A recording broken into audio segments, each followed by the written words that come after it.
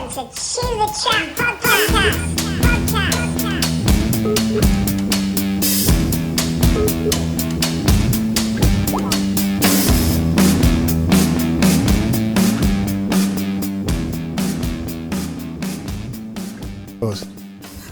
But 10 minutes in and you do get lost in it. Right. You'll be all chat. Well, listen, first of all, I want to say just nice one for coming across and giving us the time. It means a lot. Yeah. Beautiful day, hopefully a steady drive. Yeah, man. And you've seen a little bit of the lovely Lincolnshire. Nice and posh. Yeah, it's lovely. It's a nice little spot. We say sometimes, Aidan, don't we? You know, there's a lot of history here as well. You know, like Right. The cathedral is one of the. I think it was the tallest man-made structure. It took over from the Great Pyramid at Giza on the Giza Strip. It used to have a spire, did it, Aidan? It used to have a spire, and for about 200 years, I think it was like the tallest man-made structure on the planet. And I think we made the world's first ever tank as well. All right, yeah. So we've got a decent bit of history in Lincoln, but it's one of them spots where it's situated just, like I said, it's like 2 hours pretty much to London, 2 hours to Manchester, 2 hours to Newcastle. Anywhere. Yeah, pretty much. If that's how it feels, yeah. So yeah, nice one for coming to Chew the Chat podcast. I'll introduce you now early because normally I'm about half an hour in before I realise. Oh, Yeah. Shane Taylor. I came across you first. I think it was a TED talk. Would it have been a TED talk? I saw you on? Yeah. TEDx talk. That's it. Yeah, Africa. that's right. That was actually in a maximum security prison. Was it? Yeah, inside they got the yard, and obviously where we were stood made all the stuff, and we did it then. And all the inmates, thousands of inmates, were behind everybody. And what was the feeling like for you going into max security in a country Crazy. like that? Just the feeling altogether being there. Wow. It was a totally different world. And especially where you are, as we will get to in today's story. So you were once known, Shane, as one of the most dangerous criminals and prisoners in the country, in the UK. The Knife Maniac. Yeah. I also saw you on Sean Atwood's podcast, which is a podcast I love. We always give Sean a big shout whenever we've got those links. Thoroughly gripped. I was gripped. Yeah. And as again we'll come to, there was a moment where you said that you sort of had this really sobering moment. I think you were washing up or something in your life that you've now built, and it kind of hit you what had happened in the past. Yeah. And the past, as so often is the case with Chew the Chat, I'm just fascinated, and I love to learn about like the trajectory that gets set when we're young, and how much environment and love and security, or those things when they're not there, or when they are there in abundance, and how that kind of sets us up to learn our lessons as we go on our own path. So what was it like where you grew up? What was family like, you know, and what do you remember about it? So family, in the sense of family, it was more like my mum was one of them tough women. So I was soft as, when I was a kid, I was always getting picked on and bullied, and I was soft. And I just remember I'd go into my mum crying because someone was bullying me and stuff. My mum would give us a clip and get back out there and hit them back.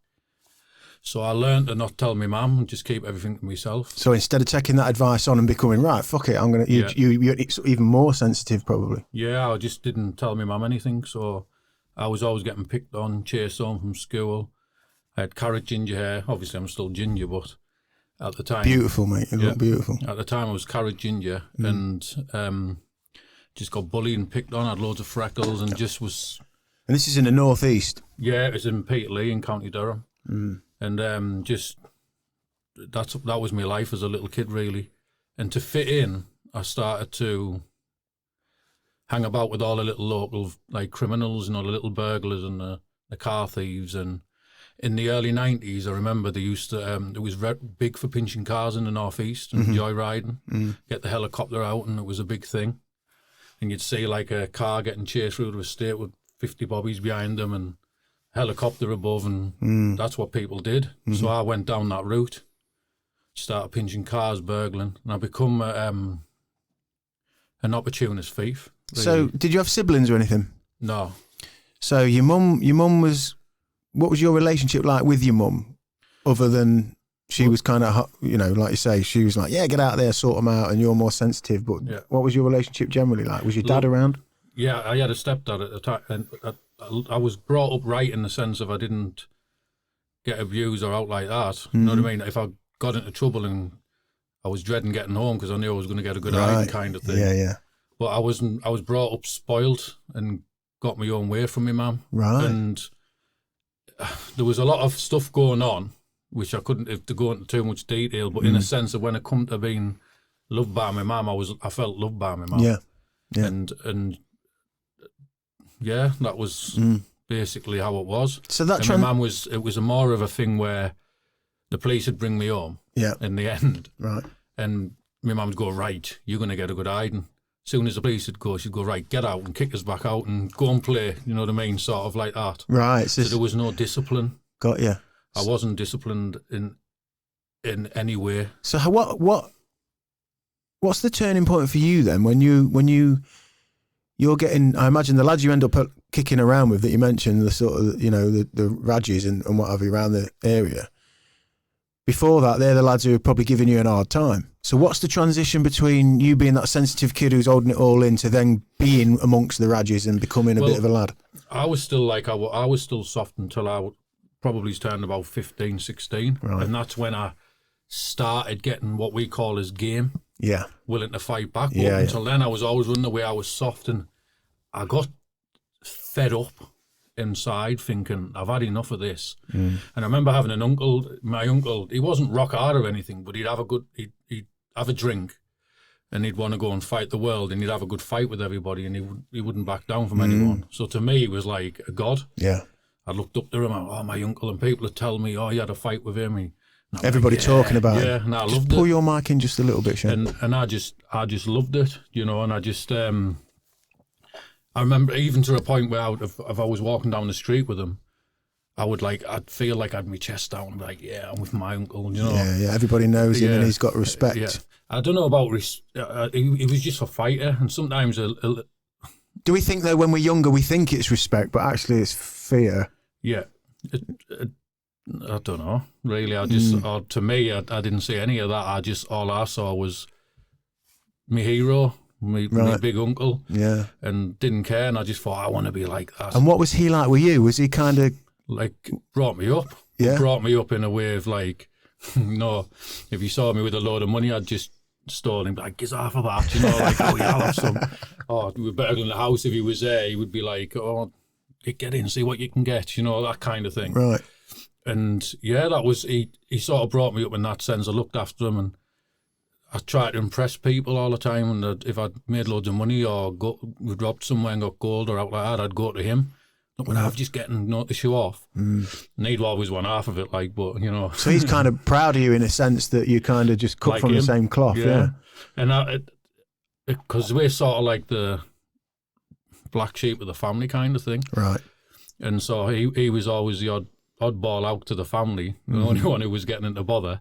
And then there's me coming up, so it was the protege. Like that, yeah. So I just was brought up with like that, and then I started hanging about with all the younger lads, so I would hear about them having a fight and stuff like that, and I'd love it, but then I'd be off burgling, and so it wasn't them who were bullying me.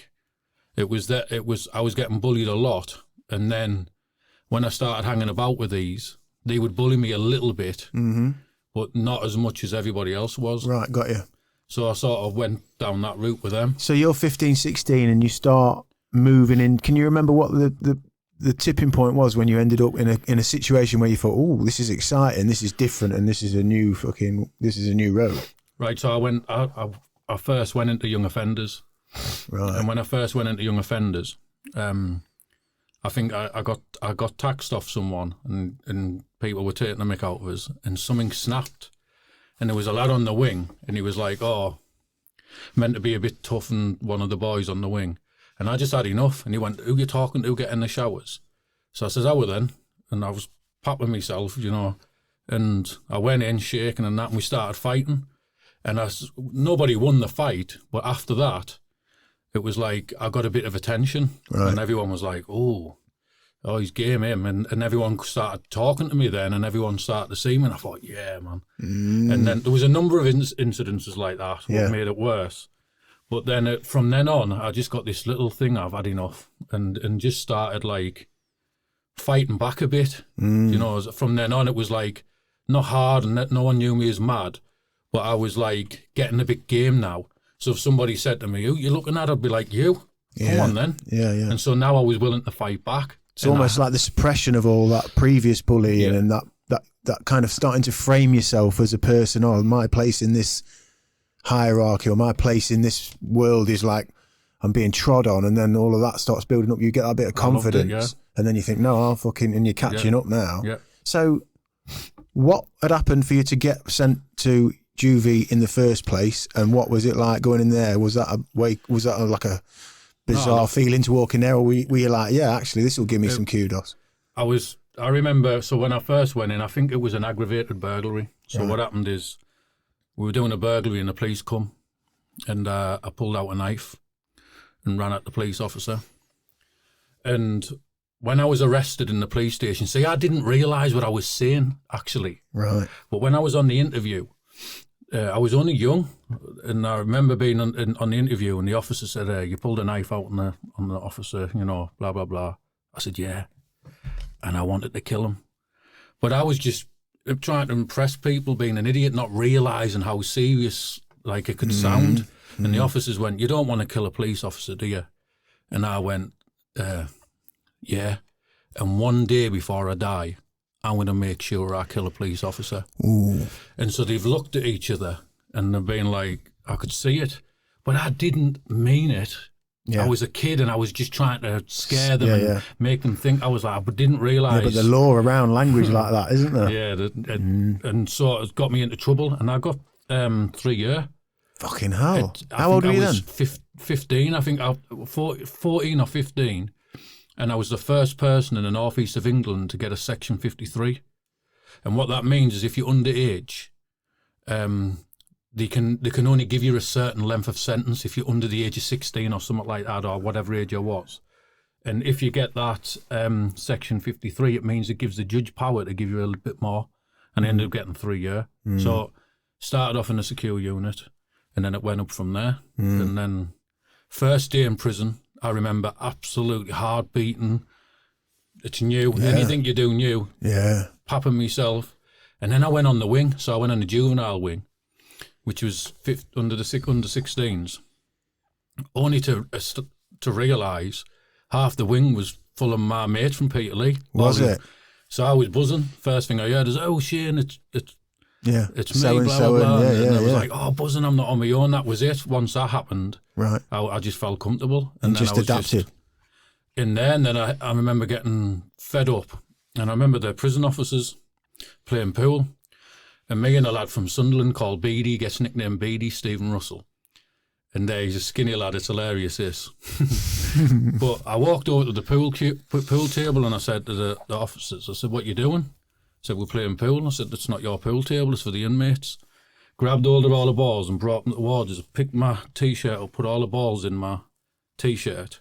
I went, are you ready? And they went, ready, what for? And I just started getting the pool balls and flinging them at the screws and officers.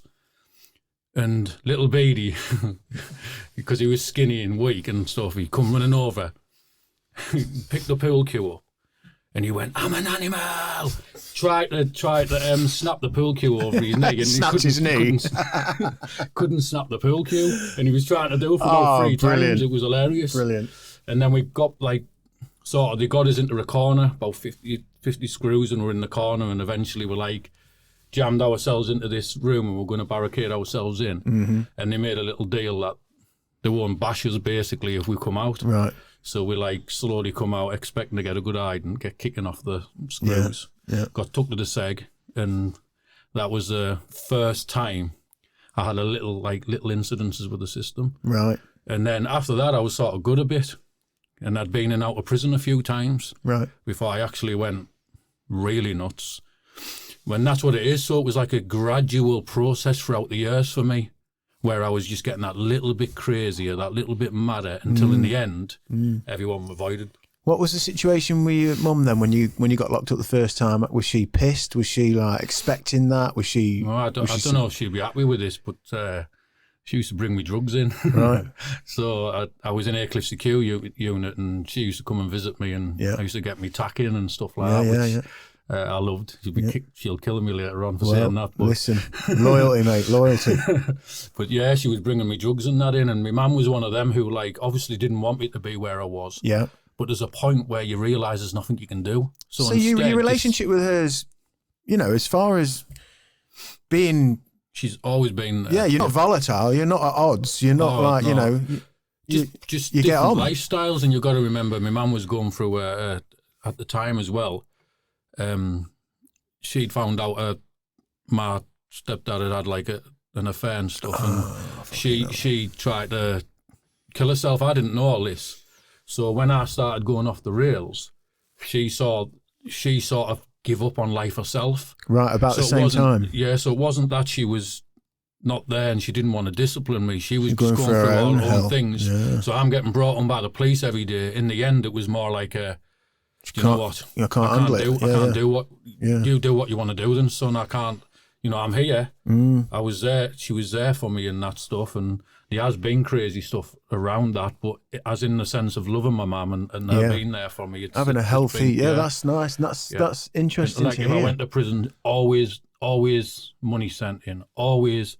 And I used to go in prison and I'd hear inmates say, "Oh, my mum doesn't speak anymore." Or, yeah, that's why I asked. Yeah, What for? Oh, because I burgle house. I think burgle house. I've nearly killed people, and my mum still wouldn't disown me. And I used to just think, wow, what would I do if my mum wasn't here writing me letters now and visiting me? And so your uncle you spoke to about earlier, is that your mum's brother, or is that? So again, so it's when I was saying like with the black sheep kind of thing. Yeah. We were sort of married into the family. Right. So okay. Robert was married. He was adopted. Okay. Into the family. So we were like, that's interesting. We've always felt outcasts, like right. we weren't part of the family. If that makes sense, Yeah, and yeah. you felt it too. Yeah, yeah. And so we were the two who was like, I was married into the family, and he was adopted into the family, and we both turned out the wrong uns, really. So well, for a while. Yeah. So you're that incident when you collect those pool balls up, which is that's a brazen move. You start flinging pool balls at the screws. The other kids on the wing are like, fucking hell, this lad's game. This is fun. No, well, what happened is I learnt my first lesson. There's a lot of talkers, you see. Okay. So I was going round before I did it as well. I was saying, anyone up for a riot? And there was all these lads. So some of them are meant to be game as well. And I was like, oh, we're going to have a riot, I'll do this. So I was like, oh, I've got your back. Yeah, we're up for it. As soon as I started doing it, the only one who joined in was Beatty from Sunderland. The little one. Trying to break the... Yeah, and he couldn't break the pool cue, but it was hilarious. But at least he still had it to defend himself. He was there, wasn't he? But that was the only... Everybody else, who was like, oh, I've got your back. Soon as all the officers come, right, everybody bang up, they're all just jumped up and went behind themselves. How did that change the dynamics then for you? Because before that, prior to that, obviously you're working out the food chain and who's the top boy and who's in charge and who don't you get in the way of and that. So did that change things for you after that? It was just the beginning. So I went from that prison straight to Moulins. Right. And then it was the same process. But obviously I kept my head down and then I ended up getting out. You said you were being good, yeah? Yeah, and then I got out of prison. So then when I got out of prison, I'm about 16, 17, I don't know. When it comes to ages exactly, I don't know, but I was younger. And I remember, so I'm out again. Now I'm a little bit more gamer. And so I remember lads who like used to pick on me and they'd walk past me and I'd stare back at them and think, go on, say something to me because it's different this time. Yeah. But no one ever did really. And then mental health. So what happened is I started to watch a gangster film called Goodfellas. And there's a part in the film where they kill this man or they try to kill him. You have an argument within the pub, he comes back, they kill him. Or they thought he did, they get him in the boot of the car and they're driving down the street and they hear a banging. So they pull up and when they open the door, he's there still alive saying, please no. And he gets a knife, doesn't he? Runs over, stabs him. And there's a sound like, and for me at the time, I thought, it seemed realistic. But what started happening is my hairs used to stand on end. And I used to start thinking, I want to kill people like that, right? And so what happened was I would play that scene over. I could sit there for hours and I was playing it over and over again and sitting there going, yeah, I'm going to do that. And then even to a point, my mates would come to me around the house and I would sit there and have them sat there and they'd be a bit nervous of me and I'd be like, no, let's watch just one more time. They'd be like, we're We watched 50 times now. We'll go one more time, just watch it. Isn't that mint? Do you see where the knife went in? And I think they started thinking, ooh, Yeah, fucking hell. You got me thinking that. I'm just trying to work out now, because obviously just probing a little bit about your relationship with your mum. Obviously the bullying when you're a kid, you know, you say you're a ginger kid and you go... Did you... I mean, you mentioned mental health. I mean, you're talking, that's like psychotic thoughts there. That's when so were you, how angry were you as an individual? As a young lad, 16, 17, 18, how angry were you generally? Obviously, you had the shit with your place in the food chain with lads. But how angry were you as a person?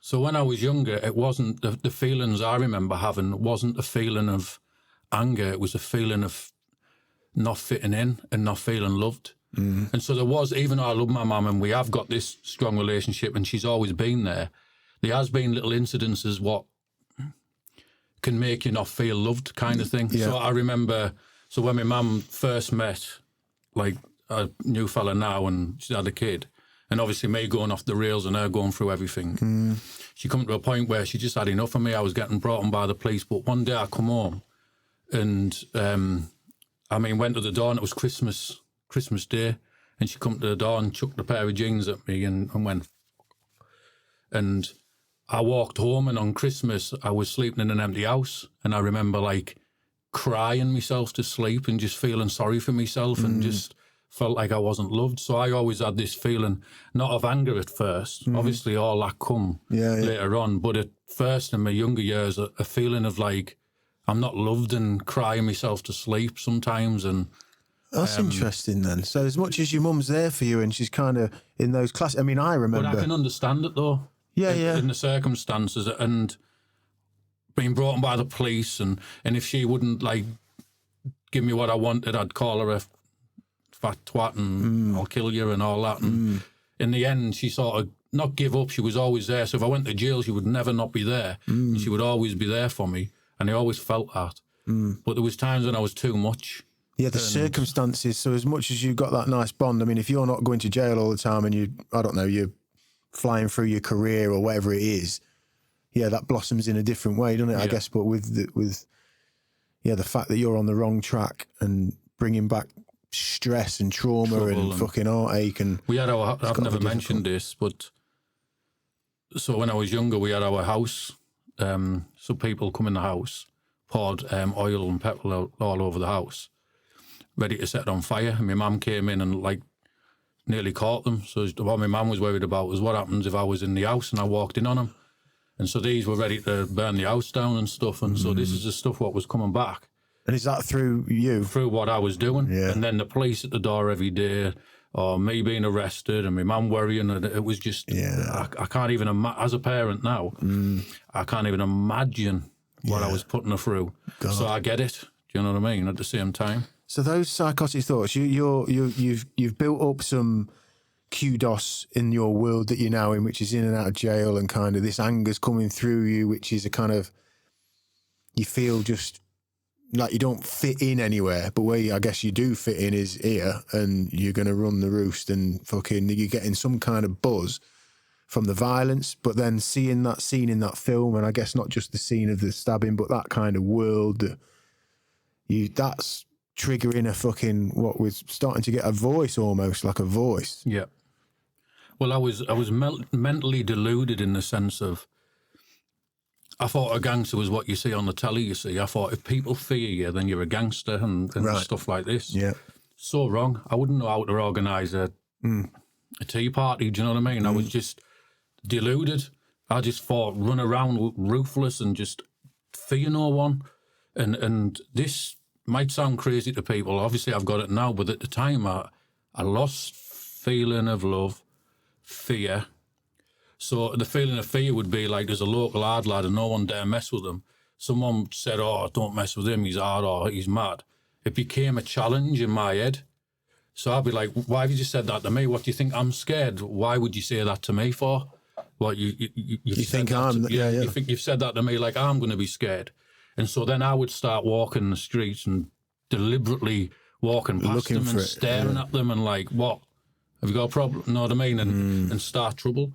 And that's what I started to do. And obviously with the mental health, I started to feel like I had a couple of fears. One is losing. And I used to have this fear if I lost, everyone would be laughing at me and everyone would think I'm a mug. And so I'd always used to say to myself, anybody ever beats me, I have to kill them to get my respect, to make sure. This is what I used to think.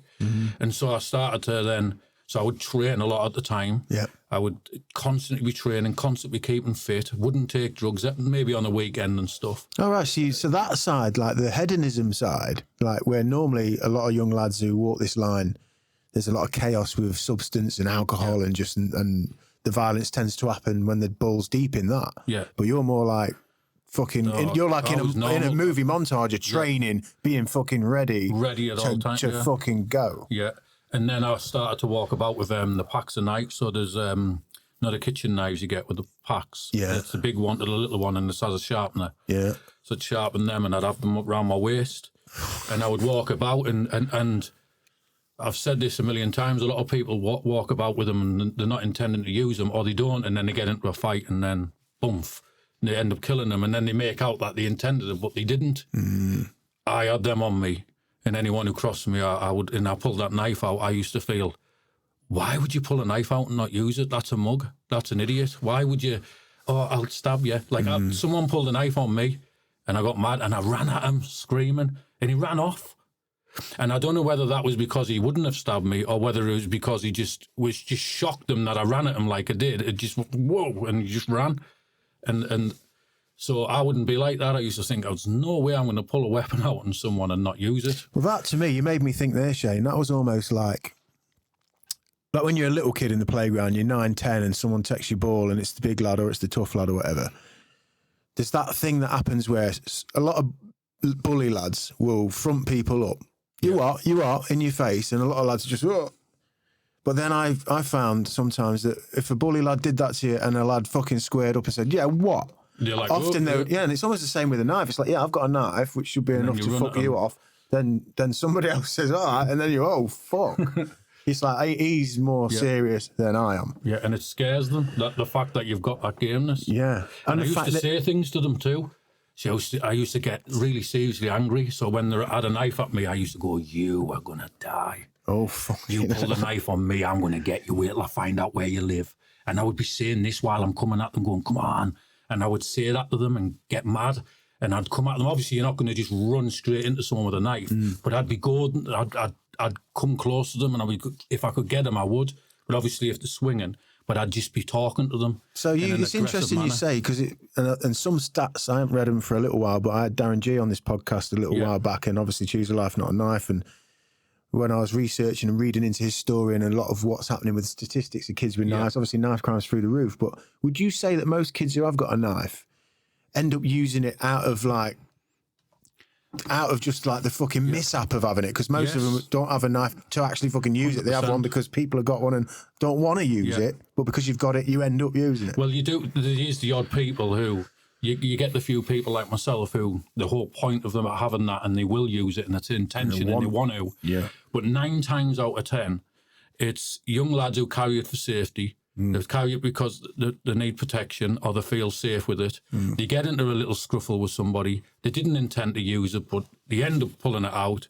The lad comes at them, they stab him. They've wasted a life, and that is it. But what happens is they'll go to prison. And really, they're devastated because it's not what they intended to do. But they've got to put that front on now. Yeah, I'm a murderer. Yeah, I'm a big boy. But really, they didn't have the guts, and it wasn't their intention to use it. There's a difference. And there's people who will, and obviously not now, but at the time, I would gladly kill someone. I wouldn't have even been bothered, and I wouldn't have even been bothered if I got caught and went to jail for the rest of my life. It just wouldn't have bothered me. See, that psychology's fucking so difficult for people to wrap their head around, isn't it? There's something. See, like I say, if the situation is if you're a normal person, you're carrying it for a reason, you end up using it. That's logical. But with some people, it's. I'll give you a little example. I used to think I'm not the hardest man around. So how do you put fear into people who are? You'd be the maddest. You have to be willing to kill. And that's if you're not scared of prison and you're not scared to kill people on the spot, you are a very dangerous man. Fucking hell. And it doesn't matter how hard you are, because if you're willing, because 9 times out of 10 people who can have a good fight, they're not willing to go to prison for the rest of their life. No. They're scared to go to prison for the rest of their life. But what if someone isn't and they're willing to go that one step further than you at all times? And you don't care who's around you. They don't care who you've got backing you up. They'll just get you whoever they can. And if you're on their side, they'll just try and get whoever they can at the time. Go on a rampage if you have to. But so what? Who cares? If I'm going to go to prison for the rest of my life for one murder, I might as well get as many as I can before I go. Jesus. And that mentality there used to make me confident in myself. Feel something. Yeah. Whereas now I've lost confidence in the sense of like, I haven't got that anymore. And so I used to rely on that.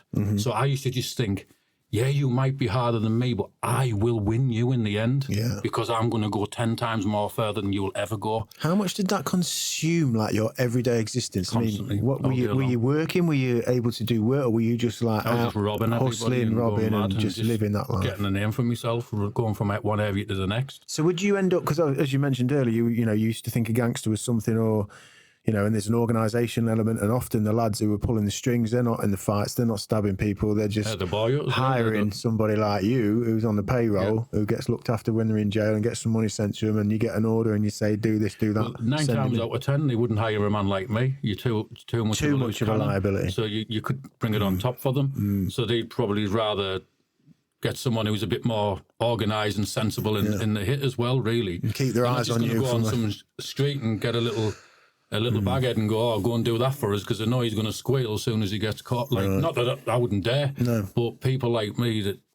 So I'll give you an example. I've never mentioned this either, but I got asked to go somewhere and do something. So I went to this house. He said, right, here's some money. You go and sort him out. And he looked at me, and he was with me for 10 minutes. He went, nah. And he went, I don't want you to do it. And I went, what for? I actually felt insulted. I went, what for? He went, mate, I just want him done in. I don't want to get life. I went, what do you mean? He said, you're going to go around and kill him, aren't you? I went, pulled a knife. I went, yeah. And he went, I want him done in. He hasn't paid us a bit of money. I'm not risking going to jail for the rest of my life. And he didn't do it. And they got someone else to do it instead. So people who used to meet me at the time wouldn't be around me for 5-10 minutes. And these are like canny handy lads, people who can fight, people who are game.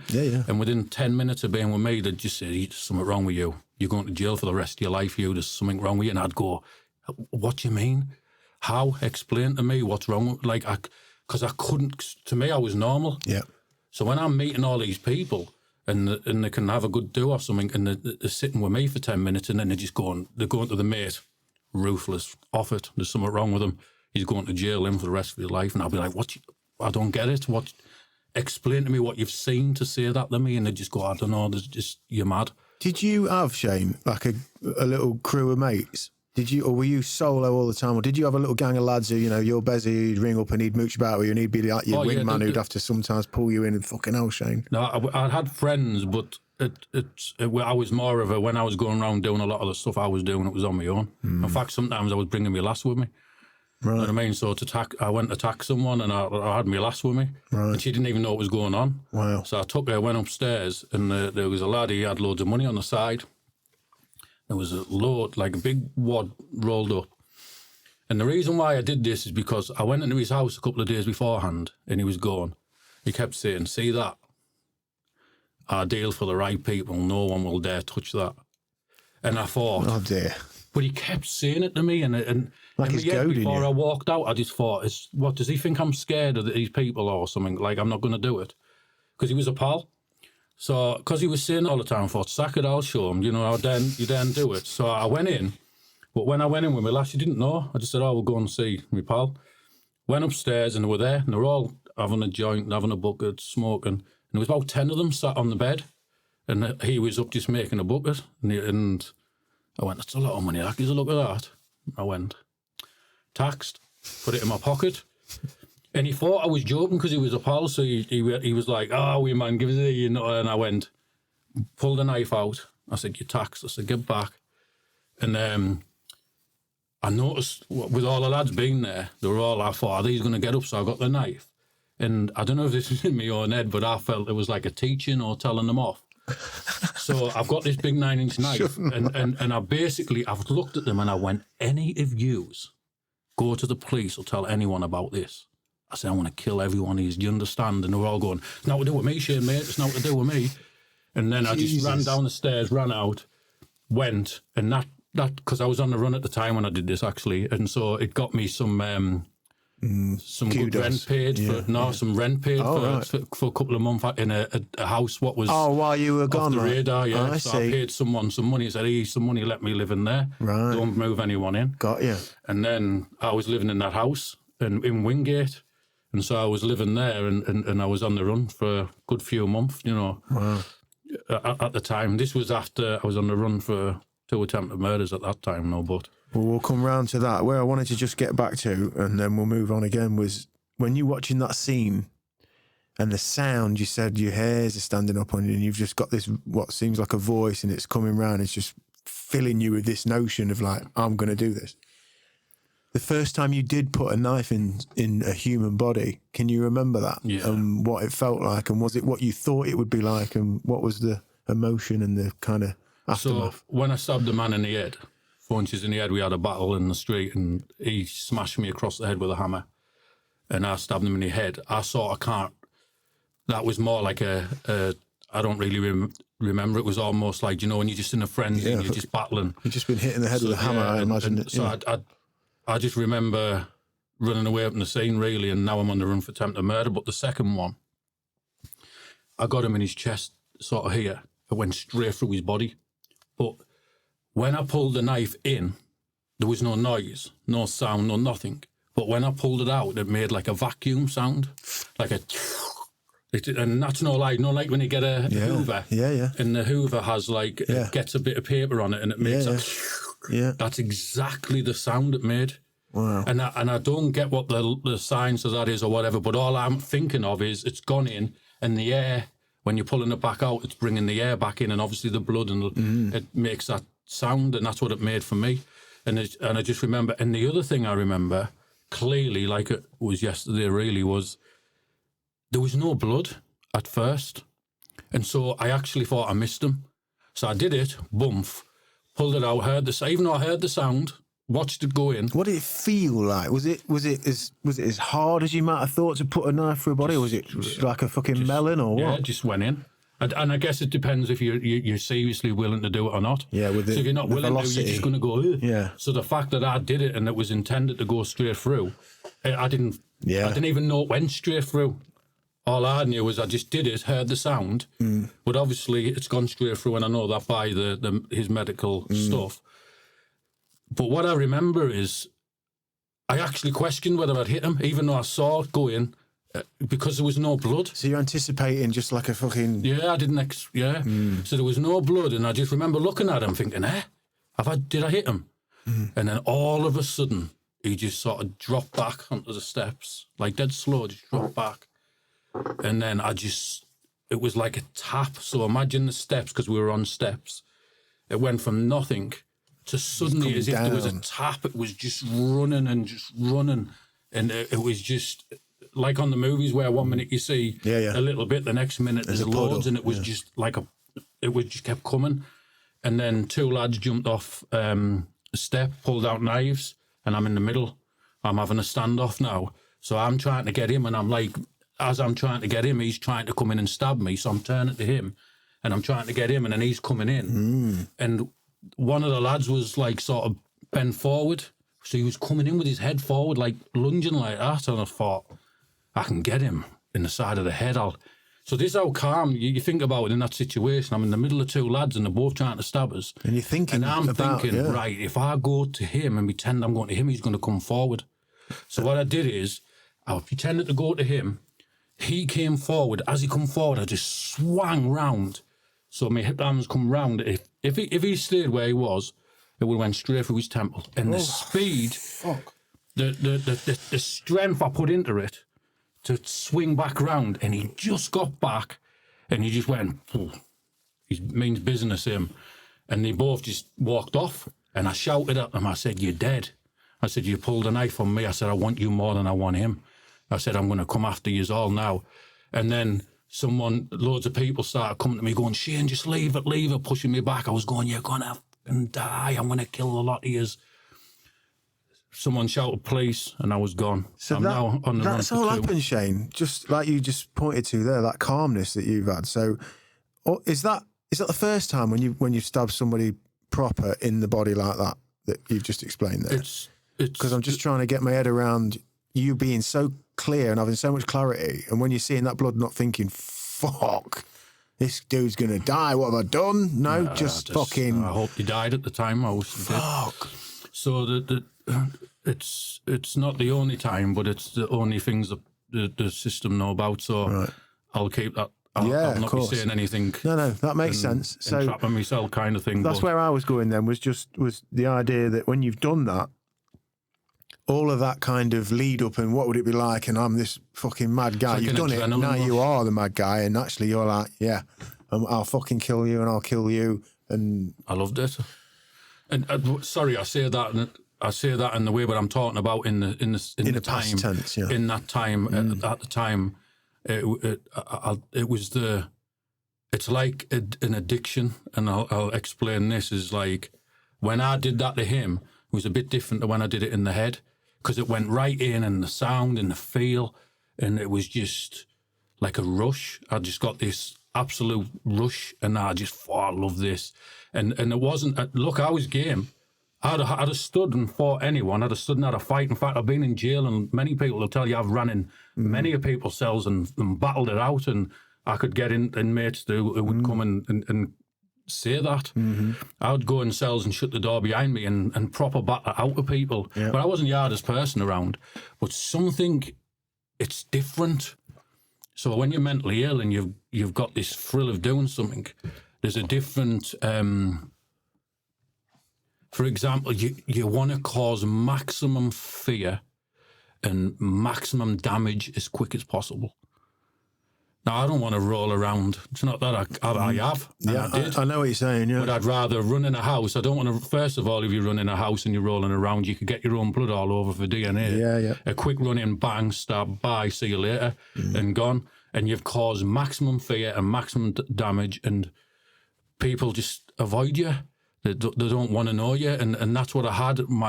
I experienced that even my own friends became like, didn't want to know me. No one wanted to know me. Even my own mum in the end was like scared, because I'd roam around the house, he's messed with me, I'm going to kill him. My mum would be like, "Shane, there's something wrong with your son," you know, and I'd be like, "No, they're going to die," and no, like, just go on. And I started putting fear into my own family, my own friends.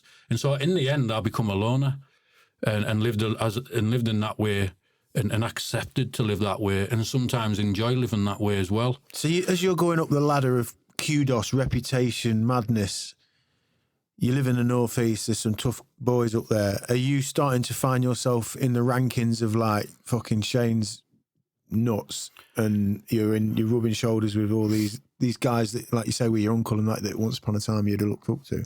Well, what happened, I became figured more than him, but way more than him. But at the time, it was more, so the lad I stabbed in the head, he's from Hartlepool. I'm not going to name him because it's not. Okay, yeah. Well, let's go to that one then, because you're giving us that. So what? Imagine stabbing somebody in the head. It's like rock, isn't it? Well, it bounced off there, and went out there and come out with his knee of his eye. So you've gone in on the head, but it's that hard. It's sort of gone down. I don't know how his head went down. Maybe he's gone like that, and it's sort of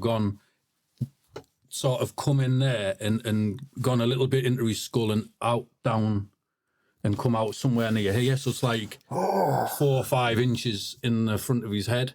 Now, at the time, like I say, that was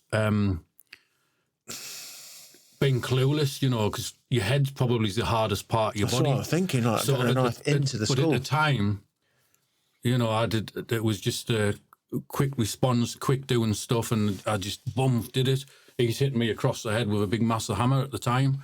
So it was just a quick bang, and I got him, and I got him there, and it was hanging, the knife handle snapped off, and he was basically running about. But the reason why I'm saying that is he was known and feared in the area for being like, not hard, but everyone feared him because he was running around stabbing people himself, and he was running around crazy, and he had a big reputation for being like that. And I think he still does in his area. Right. And so when I did that to him, everyone would have been like, "Wow, Shane stabbed such and such, Shane did this."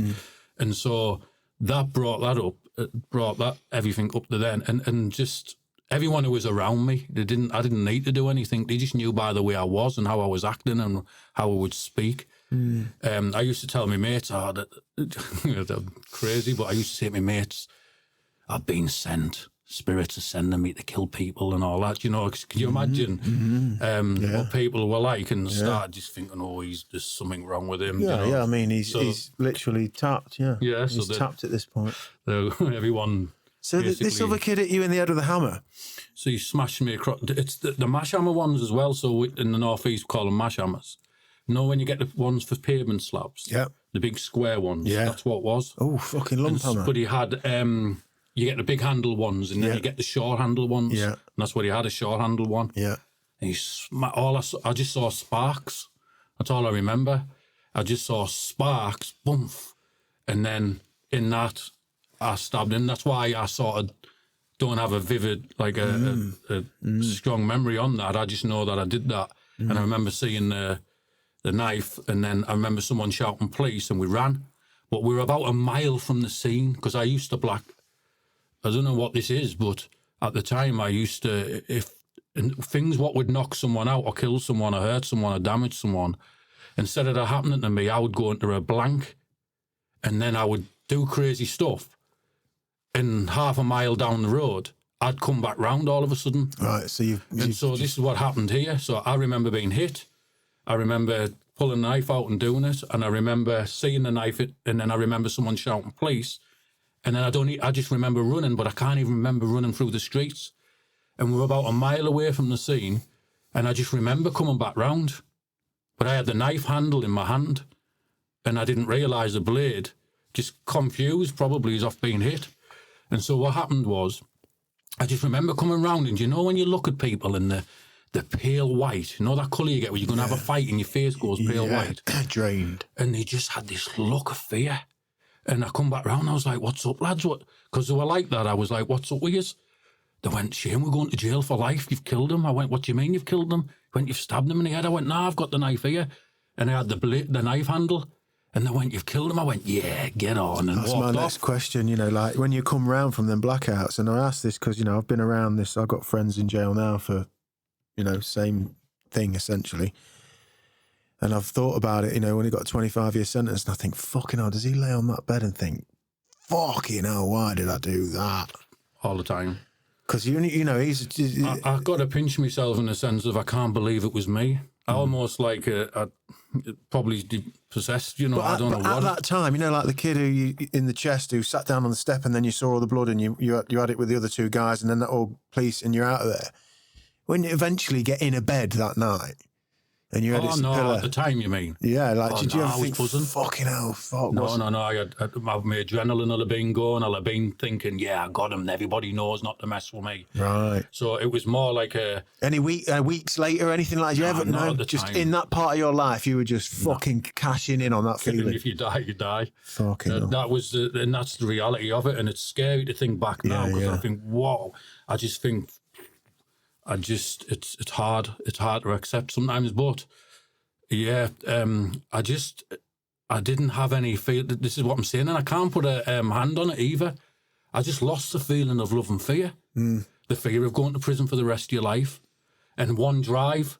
Everyone's bullied me all their life. I'm going to make sure everybody knows my name, and if I go get lifed off in prison, I don't really care. Look, people can say a coward or not, but there's a different kind of people. I'd have still stood toe-to-toe with somebody. It doesn't mean no difference to me. And don't get me wrong, I'm not the hardest man around, but I would still stand and fight the hardest man around if I could.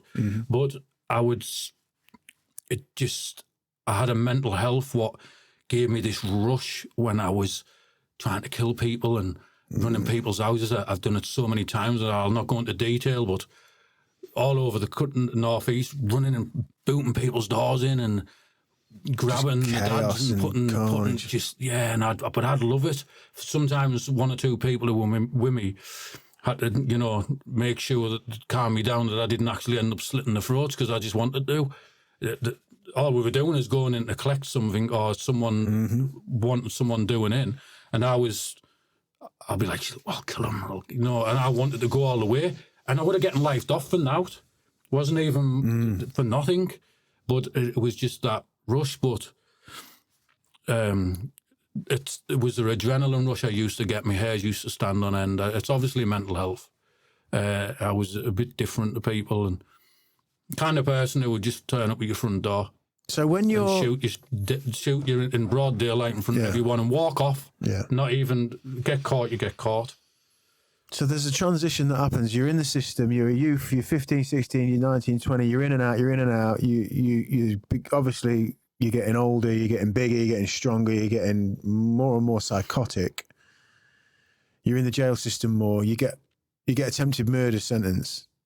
Well, no, the original charges were 2 attempted murders. Right. But if you know the court system, there's plea bargains and you try and get your sentence cut down. Attempted murder is actually hard to prove unless you admit that you intended. Mm-hmm. It's hard. How can you prove someone's intention was to kill him unless they admit they wanted to kill him? Mm-hmm. Oh, no, we just got into a scruffle and I tried. No. Did you want to? No. Prove it. How can anyone know your motive? So attempted murder is hard unless they get the person admitted. So the next charge down is Section 18. And that is like wounding with intent. And so it means you intended to go out and harm someone. So I got a Section 18, and I think the other attempted murder, there wasn't much evidence on, and there was loads of plea bargaining. And instead of risking going on an attempted murder charge or anything like that, or a Section 18, I plea bargained to Section 20. And in the end, I got about 4 years, something like that. Mm-hmm. And then I went to prison. On my last sentence, I went to prison a totally different person to what I was in any of the others. I just went in there ruthless. I just thought, sack this. I went in absolutely running people's cells in Northallerton. And again, there'll be inmates who'll be able to clarify that. Running people's cells, bashing them, taxing people. I remember the Bradford riots. I don't know if it was 2001, 2, something like that, but there was the Bradford riots went on. Mm-hmm. And there was all these lads come up from Bradford, but there was loads of them. So but what tends to happen is when people come into jail and there's loads of them, you tend to try and muscle in and all. Yeah. And I remember getting someone, I wasn't even bothered about it, but someone come up to me one day and said, shouldn't they think they're on the jail, ladies, man? What's happening? I went, what do you mean? He went, well, that was the North East lads and they're all on the pool table. I went, what do you mean? And they just got into my head because it didn't bother me. I don't care. You know, I didn't even play a pool half the time. Mm. But because they were saying, oh, well, that was our pool table, blah, blah, blah, and they think we're all mugs up here, do you know what I mean? So I was like, well, I'm not having that. So I said, right, you go and stand around that pool table and make sure we get that back. So I walked up and there was a lad he was from Bradford or something like that. I went, oh, look at that pool cue. And I just went, whack. I went to go for his head, put his hand up and snapped his wrist, smacked him again, chased all the other ones round the thing. And then all the other inmates, the plan was, once it kicks off, you go for the others. Mm. So I did that quick, bang, bang, bang, he's there with his, and I jumped back into the doorway, put the pool cue down, and all them were fighting. Listen to this. All the inmates started fighting and battling. I'd stopped. They didn't see me fighting. They ran straight past them inmates and ran straight to me and took me to the seg. No proof, didn't see me do anything, and they left them fighting and come straight for me. Dragged me down the seg and they said they think I'm the ringleader and they think I'm inciting it all. Mm. Then I come back on the wing, and then this is when I just started getting mad. And then there's a lad called Ross Jenkins from Sunderland, game as a badger he was, and there was this big Asian lad and he was just trying to muscle in, and Ross went, here, come with me. We're on the exercise yard. There was about 30 of the Bradford lads. He went, come with me. I went, well, for? He said, I'm going to sort this lad out. He thinks he's something. He said, have you got me back? And obviously he knew I was game. I said, yeah, all right then. He walked over and he walked up the lad. He went, boom, and the lad jumped. He was like, oh, well then, you're in our jail now. Let's go, let's fight. And the lad backed down really in the end and didn't want to fight him, but he was huge. And then there was another incident I had with a lad. I've heard he's got a big reputation in London at the time as well. I think he's nicknamed Crazy. He's a black lad. And he came up, there was a riot down south and they all got shipped up to the Northallerton prison. And he was on the exercise yard and he wanted to ship out. And I couldn't believe this. It was like on the exercise yard, standing groups, it was like all the Middlesbrough lads and the Teesside lads over here. It was about 30, 40 of them. And the County Durham lads, and which I was in, County Durham, like Easington Lane, Wingate, Pete Lee, all the County Durham lads. We were stuck together, me and my friend Michael English. And what happened was, and there was a lot of black lads who just come up and moved up with him, but they were trying to get a ship out, so they were trying to cause trouble. So this lad called Crazy ran up to them, and he started running up to them and going, rah, and there was about 50 of them, and they were all jumping away and backing off from him. Really? And then he got all the Sunderland lads, he was going, come on, rah, and he was like, this, like, I ripped up and that, looked proper muscly as well. And I thought, what on earth are you doing? I couldn't believe it. You know what I mean? This is a lad from down south charging a 50-odd lads. Yeah, and they're all backing off. I just thought, what are you doing? Then he got to us, me and the County Durham lads. And I said, Michael English, my friend at the time, I said, you got me back? He went, yeah. So I ran at him, I went, come on, swung a punch.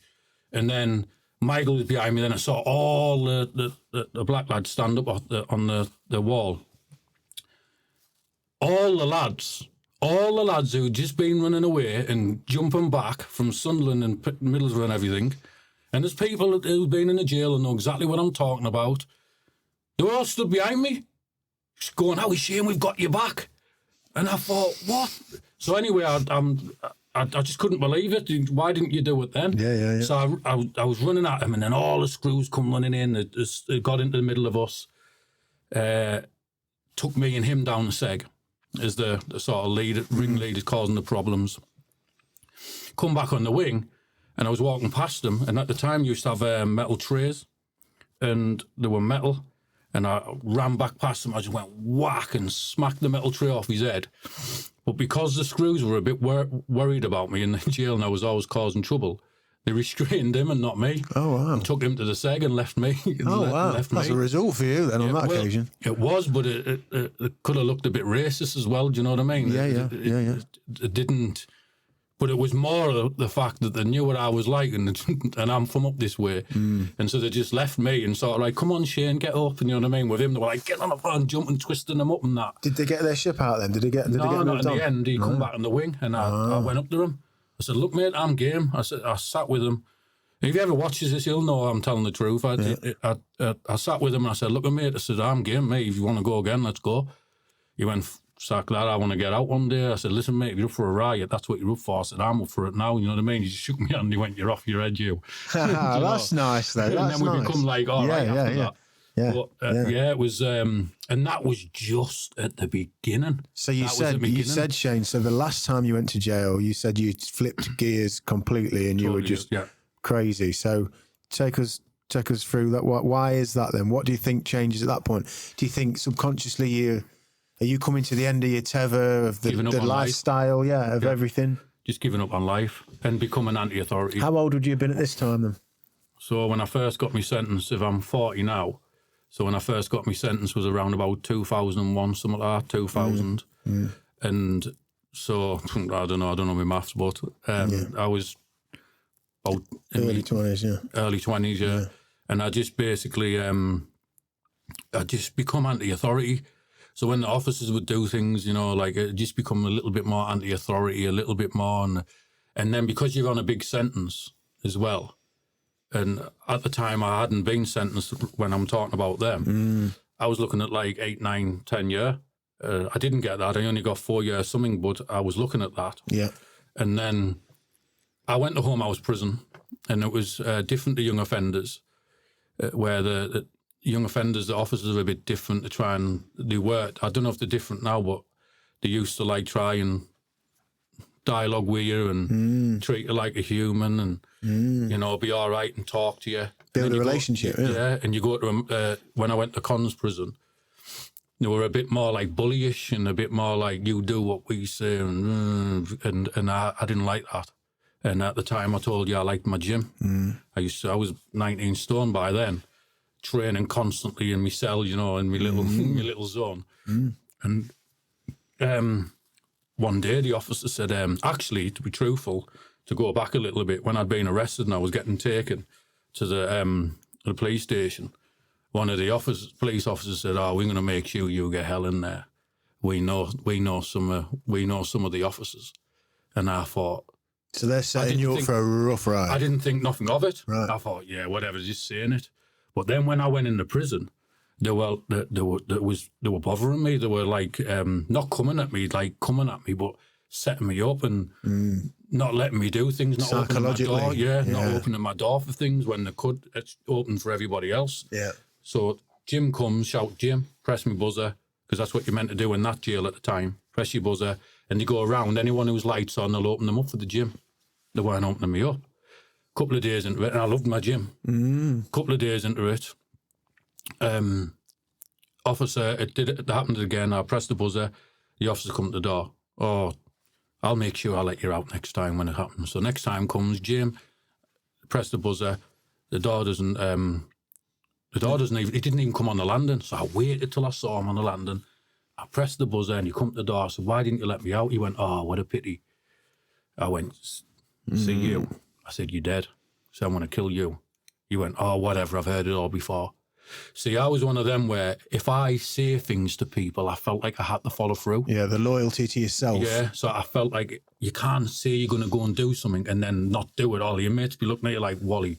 So what I did is I went to people and I started saying, "I want to stab him, watch, I want to get him." And I did that, so it would give me, I knew that I had to follow through. Put it out there. Yeah, I had to do it now. So the association came and 12 inmates gathered together, played pool, all that. One inmate was playing pool. I went up to two inmates. I come out with a coffee jar, them big ones like that. I wrapped it in my towel, went out as if I was going in the shower. Went to two inmates. I said, "Look, go to the end of the gate there," because the officers stand near the gate. So on association, if it kicks off, they can get off the wing and lock you on the wing. Yeah. So I didn't want them to get off the wing. So I said, "Talk to him and just pretend you're chatting with him. And when it kicks off, just stand in front of the gate. Don't let him get off." So they went over and started talking to him. And I went up to the other lad. I said, "Start chucking the pool balls at the screws." He went, I said, "Just do it." And you were saying earlier you couldn't organise a tea party. Yeah, I said, "Go and chuck them pool balls at the screws." He's like, "I don't want to, man." I said, "Look, mate, go on, you'll get respect for it." And no blagging his head. And he was like, "All right, I'll do it." And the lad suffered with bipolar as well, so he got himself animated and excited, saying, and he said he wanted, in the end, he was like, he thinks about doing all this stuff and he thought, sack it. And then that was the chance. So he did. Yeah. So I stepped back. I told him I'll deal with the rest. He'd start chucking the pool balls. Screw went to get off the wing. He blocked the wing off. He had no choice then. He pulled the baton out and ran towards the lad who was chucking the pool balls. He got to him. And when he got to him, I ran over. Boom, smashed the bottom of the coffee jar off. Ran towards Screw, started going for his face and his neck. But he sort of was blocking his face and his neck, so I was catching him in his arms, and so then I started trying to get him and he's like down here, and so he started putting his legs up, so I was catching him in the back of his legs, and then I just kept doing that until I... That's just with a severed glass jar? Yeah, just like, well, it started off like the top off, but obviously as I'm doing it, it was getting shorter, and another officer come, he got stabbed, and in the end I did what I needed to do. I got down on the floor, put my hands up, and you know the bottom, so you've got the coffee jar, and it's got the bottom, and there was still had the jagged edges coming up, and he got my hand, one of the officers got my hand, took the handcuffs back off me, got my hand and put it on the top of the glass, and he just bounced on it with his knee, and it went straight into there. Can you see the mark? Fucking hell. That was... Screw did that? Well, yeah, that happens all the time. That was like, you could see my bones. And I just stayed there. That's close to your fucking your main lines. I just stayed there. Why all you had to say is, "Oh, in the struggle, he got..." Yeah, I guess. Now they can do. Fucking hell. And as if they're going to want to do an investigation on me after I've done it. Well, anyway, I basically, I never made a noise. I didn't even feel it, to be truthful, and that'll have been because my adrenaline was gone. But even if I could, I wouldn't have made a noise because I was so at war with these people. There's no way they're going to hear me scream like a girl like half of them do. You see people just getting twisted up and they scream like girls and it shows you're up. So anyway, I just stayed dead calm. He did it. He put the handcuffs back on me. I just stayed dead calm. I just looked at him. I went, I want to kill you and your family when I get out for doing that. I said, I will set my life on getting you. And he'll not slept well that night. Jesus Christ. I just stayed dead calm. And then went down to the hospital. A couple of these big bodybuilder screws would come to the door and that. One of them had a scar on his face. I think he used to work on the doors on the outside, because when I first happened, I was doing a bit of research on who he was and everything. Yeah. I've never said this before, right. But he had a thing on his face and started doing a little bit of thingy on who he was, because he come to the cell door when I was in the hospital. He was going, "You're going to get it. We're going to make sure." And I ran to the door, smashed my face at the door. I said, "I'm going to kill you. I'm going to make sure wait till I get out," and all that. And it was like a thing like that. So I did a little bit of asking about who he was, and he used to work on the doors.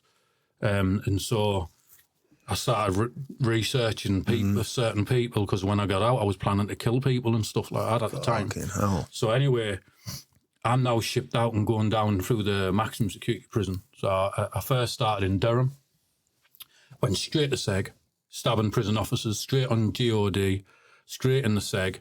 And they've got these like long lights. They were taking a mick a bit, so they've got these long lights where you can get the metal things off the end. And I got it off, and I went to the door and I went, "Boo!" And they've all jumped back into a fighting stance. I went, "Here, you get it." And they were like looking at each other, and slowly one of them got it. I said, "Listen, mate," I said, "I'm not going to do anything." I said, "This is just a warning." I said, "If I was going to do it, I'd have already caved one of your heads in." I said, "This is just a warning. Stop messing about with me." And one of them sort of slowly come over and got it off me, and I shut the door. 10 minutes, 15 minutes, I heard, cat ear van. Straight on the van, straight to Franklin. Now I'm in the maximum security system. They call it the dispersal system, and it's another different level. Yeah. This is where they've dealt with people like me for centuries. Yeah. I'm nothing. But I refuse to let them break me, and they used to come in. It started off all right at first, and they would just chuck little things, stabbing screws, big lads, how we, you know what I mean? And just little comments. Provoking you. And what happened, this is crazy, and I don't know if this was purposely done, but when I went into Franklin Prison, a week after, one of the SOs who were in Home House Prison, or POs, the head officers, only came to work in the segregation unit from the prison where I just stabbed the screws. So one day they come to me and went, just saying little things, he's on here, and I knew what was coming. Not good for you. So you know what I did?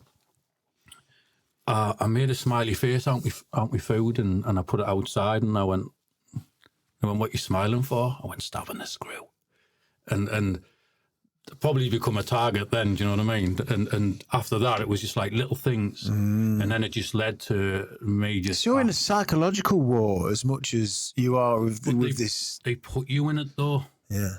They do things that put you in that, and you lose track of getting out of prison. Right. I lost track. I didn't want to get out of prison. All I was thinking, I'm going to get one of you. I'm going to get one of you. As long as I get one of you, I'm happy.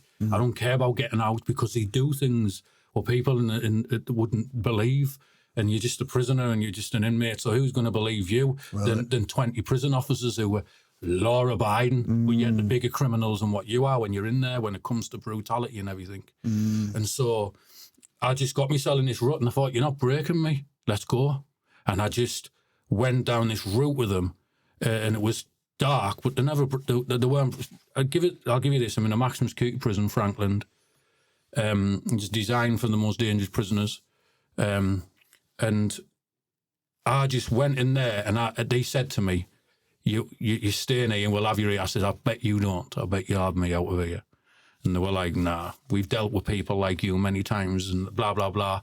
Within 3 or 4 months, I was on that van and I was moved jails. Where'd you go that time then? Rampton? And no, I just went from SEG to SEG to SEG. Yeah. So it was like Franklin, SEG, Franklin, Full Sutton, Long Lartin, Whitemore, Wakefield, SEG. They're a different ball game as well. So you've got a unit on the other side. And they have dealt with the Charlie Bronson and everyone on a daily basis. So when you go in there, they are really good at the mind games of what they do, and the games they play, and the brutality and everything. You've got to be strong to come through them, I think. And I was just battling on a daily basis. I'm battling the screws. They were running in with ballies on. They had ballies on underneath the riot gear. So they couldn't be recognised. So you couldn't recognise who they are to get revenge because they knew what they were going to do to you. So they were running in with ballies on and battling with you. And it doesn't matter who you are. I was fit at the time, obviously, and I'm old now. I'm 40. Do you know what I mean? But I was battling, and then you get tired. You go up the floor, and then he handcuff you up, and it's their turn. And they just finish. And then they go to war with what they absolutely beat the living daylights out you. Used to pull my head to the back, grab my throat, so I felt like I was going to die. And when your body goes into a panic, and like then they would let go, and I'd just go, and they would grab me again, and your body's going into this panic, and you can't stop your panic from your body from going into that panic, even if you wanted to. Your body naturally does that. Yeah, of course. Yeah. And they were doing it for about half an hour while I was handcuffed, and they were saying to me, "You coward," and I thought, I'm one man handcuffed, defenceless handcuffed. There's 10 of yous with riot gear, and you're doing all this to me, and you're calling me a coward. And it made me laugh inside. I thought, wow. And then I just battled them, and then I got put on CSC, in close supervision circuit. It's where you're segregated off from you're in a maximum security prison. You're segregated off in the maximum security prison. Then you're sort of a form of segregation in the segregation. Right. There's no physical contact. If your cell doors open, there has to be 6 or 7 prison guards. They feed you. They attach this at the bottom of the door. They attach this metal box. Open one side, put the food in. Right. Lock that side and open that up. The process of going out my cell was stand at the back wall with your hands on your head, or lay on the floor, depending on how volatile the thought I was, because they would assess you. Mm-hmm. So on the day to try and talk to you, and if you didn't talk to them, they'd feel like you were hostile, and so they would be, depending on what I was, they'd tell me to lie on the floor and put my hands on there. Different strategy for dealing with. So I'd lie on the floor, they'd run in, put a shield on my back, a prison guard, while I'm squashed on the floor, prison guard with riot gear, that side, they'd tell me to put my hands off my head, search me down, go behind them, run back to the door. They'd get to the door, I'd stand up and slowly, if I'd attempt to go faster any time, they'd be on me. I'd go back and touch the shield. They'd step back. I'd go back, touch the shield, tell me to step to the side, push me up against the wall, same process again, and then they would back off from me, and then I'd have to walk slowly. It was like a half an hour process just to go around the corner and go and exercise. Then I'd go and exercise. They'd tell me, depending if I had handcuffs, sometimes it'd be handcuffed, sometimes it would just be hands on your head, walk backwards. And I would go into the thing, they'd tell me, go on the floor like I was, put your hands in the air, and then they'd have the shield on me, and they'd all be in a line, holding each other, right up to the gate, and they'd go, 1, 2, go, go, go, go, and they'd all just start scarping, and I'd still get up and start trying to run towards the gate to fight them and battle them. And this was constant every day, all the time. And then after when you're going on like that, they give you like a couple of month process, and then it's right, move him to another wing, we could have a break from him. And then they moved me into, I think it was, where was it? So Franklin, Full Sutton, I ended up in Whitemore, I ended up in Long Lartin, and obviously Wakefield Seg. But it was just, I can't remember it actually can't even remember which ones I've been in. I imagine it was just all over. Fucking mad blur. And, at what point, Shane, do you come to terms in your own mind about your situation? Like, do you continue to fight this fight and never let them see you as what you feel is weak or as a coward? They're doing this psychological play on you. What is it that helps you to make your transition to change? Well, it started off with I basically I was good for a couple of weeks in the seg, and they come to me and said, do this, Shane, do this for a couple of weeks more, and we'll get you shipped out to a different prison. And I'd been in the seg for a long time, so I basically, I thought, all right, but I thought they were blagging me. I thought, no, they're not going to do this, but I kept my head down for another couple of weeks. And to the word, they just wanted rid of me, I think. And to their word, they come one day and went, right, you've been good for a couple of more weeks, get yourself, we'll put you on there. And they took me to Parkhurst on the Isle of Wight. Went to Parkhurst on the Isle of Wight and got clued up by a few people who I won't obviously mention, but I got clued up through,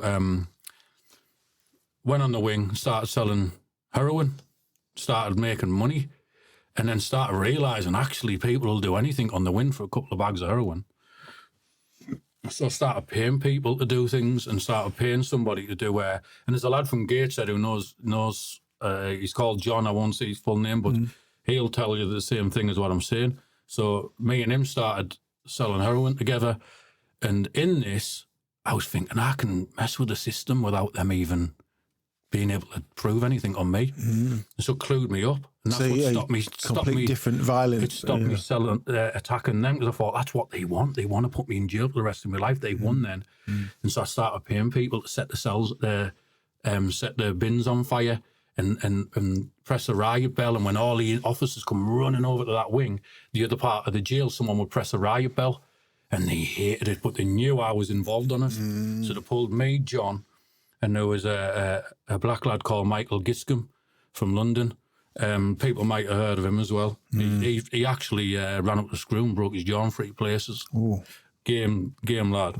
And basically, that's what we were doing. But while this was happening, I had this crazy Christian at the time.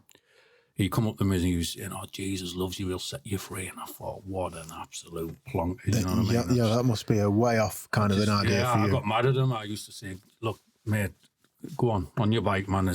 I actually remember saying to him in an angry manner, "Look, unless God appears to me physically like you now, I'll never believe. So on your way." But he'd keep coming every now and then. "Jesus loves you," and all this stuff. And he'd put little "Why Jesus" leaflets under the door and stuff like that. And again, thought nothing of it. And I got dragged down the seg for two charges. One is I denied it at the time, but sack it. No, I'm out now. And I put a hit on a prison officer for, I think it was 20 bags of heroin. And it was to give them 10 bags of heroin first. And then to, when they get took to the seg, they'll get another 10 passed down the seg. And he had a free night because he had no intention of stabbing the screws. He had an intention of grassing me up. So I put the 10 bags. I said, "Are you up for it?" He went, "Yeah." So it was to put the hit on the officer. I give him the 10 bags. He had a nice night, getting high, whatever he was doing, however long it lasted. And then he got took off the wing. And then someone knocked on my door and said, "Shane, you want to get yourself ready, pal?" I said, "What for?" He said, "He's gone off the wing." I went, "You're joking." So you know what that is. He's grassed us up. You know the screws are coming. Yeah. So the screws come and got me and the black lad there, Michael Giscombe. Right. In Parkhurst. They got us and he took him to seg first. He started fighting with him on the exercise yard and got dragged down the seg. They come to my door 10-handed and they said, "Right, segregation unit." So I went to segregation unit and the charges were smuggling drugs into the prison and subversive behaviour. Subversive behaviour. At the time, I didn't have a clue what it meant because I'm not into dictionary words, you know what I mean? Too clever for me, but I was like, what's it mean? And because we didn't have that dialogue, they were like, "Find out." So I had to wait till I got a dictionary out the library and everything. And what they were basically saying is I was trying to use some sort of authority to overthrow their authority. And I guess that was obviously because of the hit. And obviously I was paying people to set their alarms off and just disrupt the prison. But they blew it up like I was something I wasn't. They blew it up like I had like full control of the prison and I was making the prison go against the system, like really making it sound like I was like some big fish or some big face, and I wasn't. There was some truth in what they were saying. Yeah. But I was a small time little drug dealer on the landing who got involved in it all and hated the system and thought, I can get back at them. And so that's what I was doing. So just quickly, when you get into selling the heroin, did you ever use it? No, never, no. Never? Never, no. That's interesting. Because I knew what it would do. I've seen what it does to people. That's what everybody hears because about. Because of my mindset, I didn't want to end up on the gear and so everyone could do me at the time. Yeah, that's interesting. It was just making money. Then I got these steroids, started getting steroids, Dianabol, they were like pink 50p piece ones with an arm on like that. And I got them, and I thought, do you know what? I'm going to try this. So I got a multivitamin tub, bought them, tipped all the multivitamins out, and filled it with the steroids. And thought, see if it works, if we get a spin. So funny enough, 2 weeks or something down the line, I've got a vitamin tub full of steroids, and they come to lock the wings down and do a cell search. Goes into my cell and I'm watching out the window, just waiting for them to come out with them. And waiting. It was a long wait, actually. And then he come out, he was like, right, everything's all right. And I was like, yes. Buzzing. So I just carried on taking them. And so, and then while it happened, I'm in the seg, because they come and took us down for that. I went on a dirty protest. I'm not going to explain that. Well, people who I think who don't know, a dirty protest is essentially feces and making it difficult for the system, for screws in the system. Yeah, and that's what it's about, making it hard for them, knowing that they've got to walk in and smell all that and deal smell with it. and you get used to it. You become immune after a couple of hours of being in the cell. You don't even smell it anymore. And then they come to me and say, look, keep your head down for a week. And the governor said you can have a telly. I was like, shut up. And he was like, yeah. So he came and made an agreement with me. If I come off the protest, and he'll get me back out, he'll get me out of jail. And so I went off the protest, and within a week I had a TV. Got a letter off this. I got this image of that Christian. No, the one who was preaching to me on the wing. Yeah. And like something saying, write him a letter. Like I basically started writing. And I even remember in the cell, like talking to myself, thinking, I can't write him. I don't even know him. You know what I mean? Like, well, when have you written to anybody at that point? I was writing. You was writing letters out of the jail. Yeah, but I'd never wrote to anyone inside. Yeah. And basically, so I wrote a letter, and it was like an A4 piece. It was just like, I don't know why I got an urge to write to you. How you doing? Blah, blah, blah. How's it on the wing? About 4 or 5 days after, I got like 10 pages, A4, both sides, preaching all the way down. I just thought, he's mad. Something though, Shane, interesting there, isn't there? Because all those times when he's felt something to be bothering you in the first place. You've been mithering him off and fucking whatever. But things are kicking. But something just to go back a bit, in one of the conversations, I remember him saying to me, so I never listened to him, but there was one moment where I really pricked my ears up and it made me listen. Okay. And it was, he said this, and I couldn't understand it at the time. He said, he pointed at his chest. He said, look, he said, I'm doing life and I'm probably never going to get out again. And he went, but I'm free. And for the first time, profound, I went, how are you free? I said, what do you mean you're free? I said, you're in prison, probably never getting out, you're doing life. How are you free? He went, I'm free. He walked off. And that really bothered me. And I remember I'd sit on, this was before I got dragged down the seg, actually, so I've gone back a little bit. So I remember thinking, how is he free? What does he mean? Because my logic at the time, you're in prison, you're locked away, that's not freedom.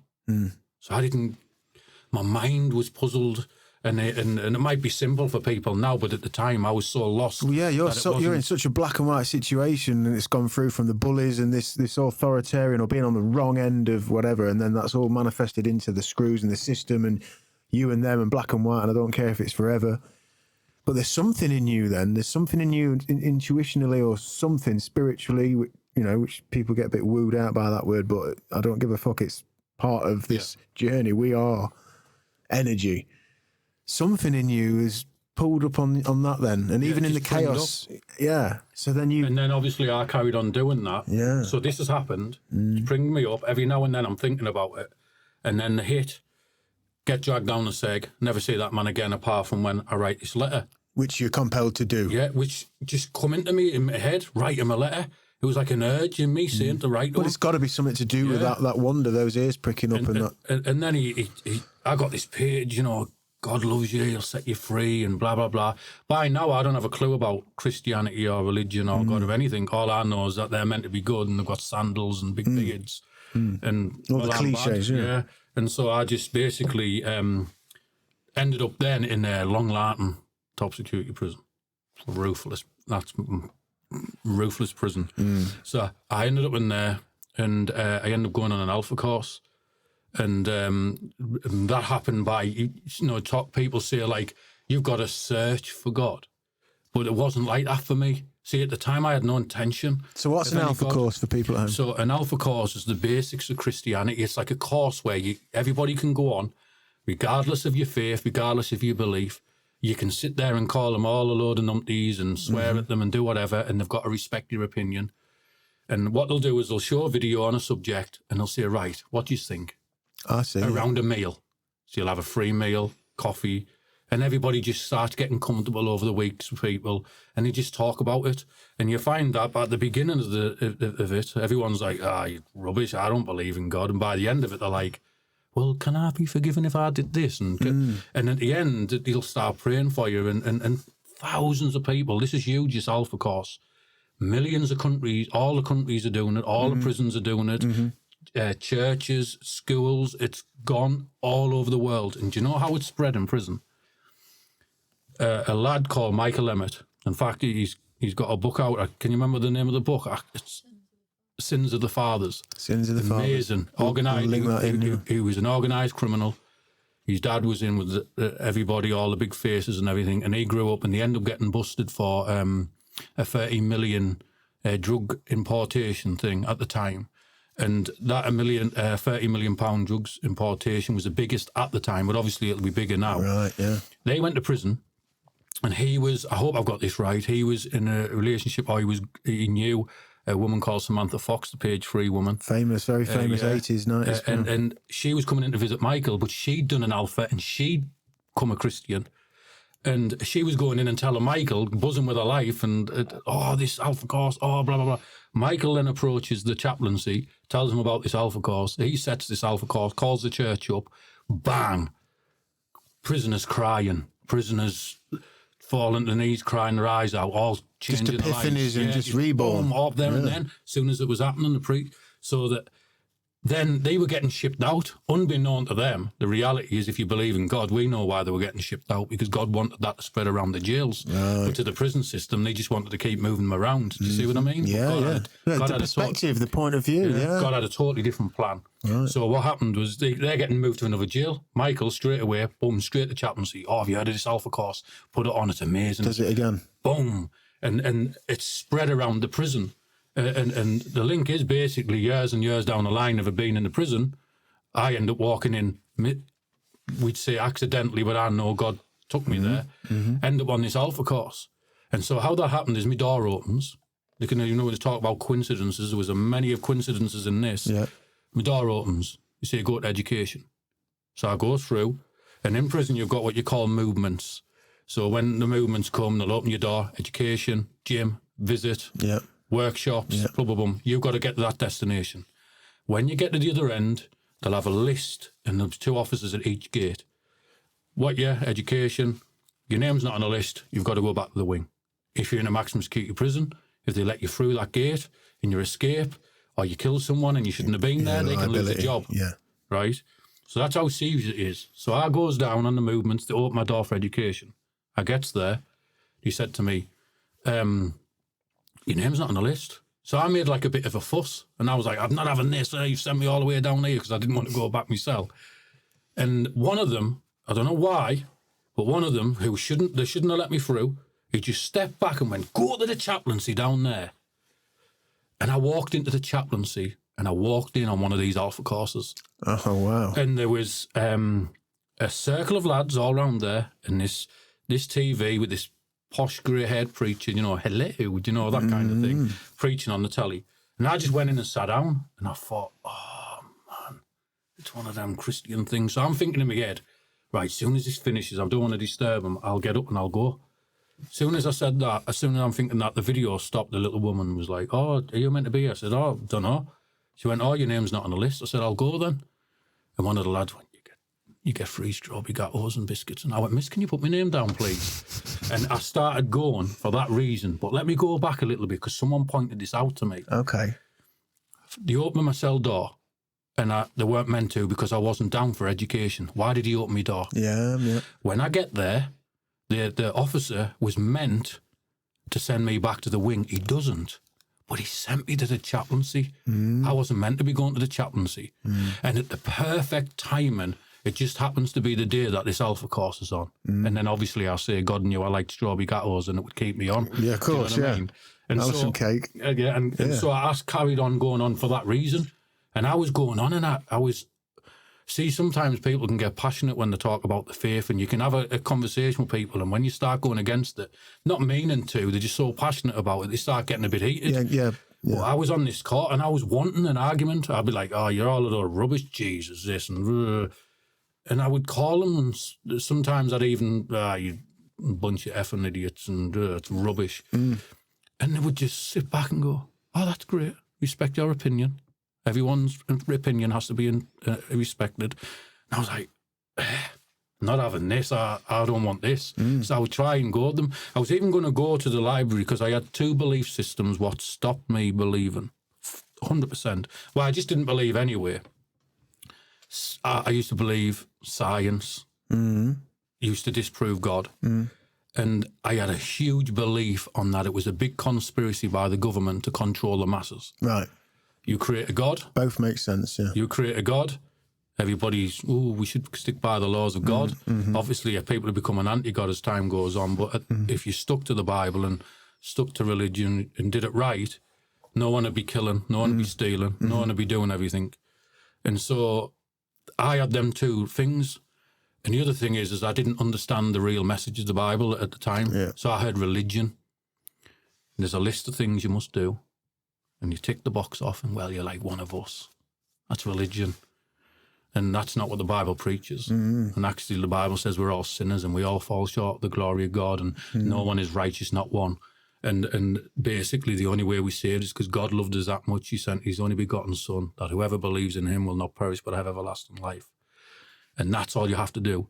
And when you believe in him fully in your heart, you'll find that you don't need to try and change. You do anyway. Of course, yeah. So you start getting the guilt and you start feeling different. And if you're doing something what you would be doing before, you get this conscience of doing it what I never had before. And it blew my mind. Anyway, I'm on this course. Sorry, I got... No, not at all. And I just will intervene quickly.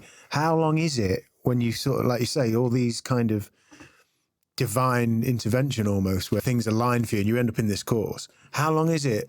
And you've signed up because of cakes and food and that all makes sense. Get out of the cell. Fucking this is a jolly nice one.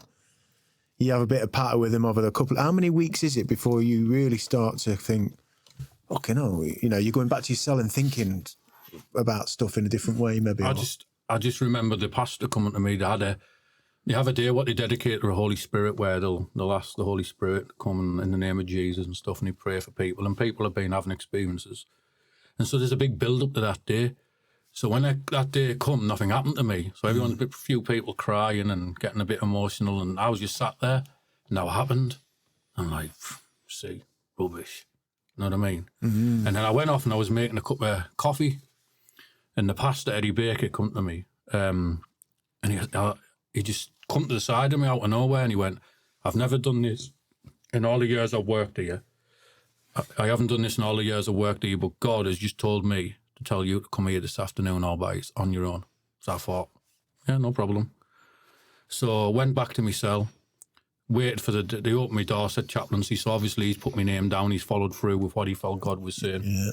I went back in, had to find him, and he took me into the chaplaincy bit, and he got two chairs, sat in front of us like this. He said, right, I'm going to say some verses out of the Bible. And one of them was, no one's righteous, not one. We all fall short of the glory of God. And basically explained a few things like we have to, as long as we come to true repentance and true belief in Jesus, no matter what we've done, he can be forgiven. And then he said a verse out of the Bible about Jesus dying on the cross. And he just said to me, pray. And I remember praying. And I remember saying, God, if you're real, I hate who I am. I hate who I'll become. Please, if you are real, show me something. And I stopped praying. And as we're talking, I start to feel this, wait there, sorry. No, it's powerful, man. Because it was, this moment was the change of my life. And it's been over 11 years now, and it's still after 11 years gets me. And I try not to. Listen, but, this is a beautiful thing, man. And for people who've come this far on this podcast, this for me, these moments when we face ourselves, so many of us in different ways are walking our path in this life. Some of us violent, some of us dishonest, some of us disconnected. In my experience, Shane, when we do hit that point when we are prepared to really look at ourselves, really know ourselves, really accept what we are and what we've done, and believe that we could move on and we can move on and we are worthy. It's beautiful. It's a beautiful moment, man. It's empowering. So more fucking power to you, man. Cheers. More power to you. That's what the world needs. We're busy criticising everybody who's done wrong. We've all fucking done wrong, and we all do it in different ways. That truth, to be able to say, you know what, we're fallible and we make mistakes, and have that humility with each other. We can make each other believe in whatever it is, just to believe that you can be a better person, you know. That's amazing, man. And that's what happened. I had an experience, and it was like an energy feel in my stomach. And I remember thinking, what's going on here? And it just rose up, and the feeling just shot up my body. And from then on, I uncontrollably cried and cried and cried. And it changed me there and then on the spot. This wasn't a gradual thing. This wasn't I've grew up. This was just a boom. Like a bolt, overnight, like a bolt of energy go through you that changed. Just like polarizingly just flipped you. I went from how I was, ran on a wing with the Bible, and started running around preaching everyone Jesus is real. Fucking hell. Right? Even to the point is where the number one governor, so I'm a Christian now about 2 or 3 weeks, and I think I've got a year left. I don't think they believed it, because the number one governor, next thing I know, the chaplaincy, Eddie Baker's coming to me and he's saying, they're going to hold a meeting and they want you to go on the meeting. Is that okay? And I said, yeah, that's fine. So calls me down. I think that was thinking for the next day. So he's come for me. They open the door, come the governors, blah, blah, blah. Went down. There was this big, long table. There was the number one governor at the other end. And when I came in, I sat there. The head prison officer, social services, probation, the imams, all different faiths, all the different religions, everyone was there. It was just a full table with loads of people. And because I was on fire at the time and I just had my experience, I don't think he wished he asked me the question, but he said to me, I sat down and he said, do you think you're going to go back to prison? And I sat and preached for about 15 minutes saying, Jesus Christ is real. I don't care what happens in my life.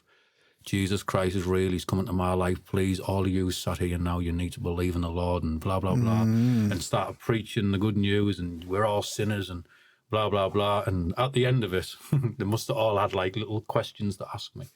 And at the end of it, going on for 15 minutes, he looked at everyone. He went, does anyone have any more questions? They all went, no, you're all right. And put their head down. Well, it's interesting though, because I imagine lots of guys take on religion tactically. Yeah. You know, and I know this in the case of foreign prisons, like, you know, with the Muslim faith and Buddhist faith, you know, people take them on tactically at first because there's certain benefits or there's just a union. In Islam, it's you get good food when it's Ramadan and you get a big bags of food. And what they do is they'll tell them they're Muslim.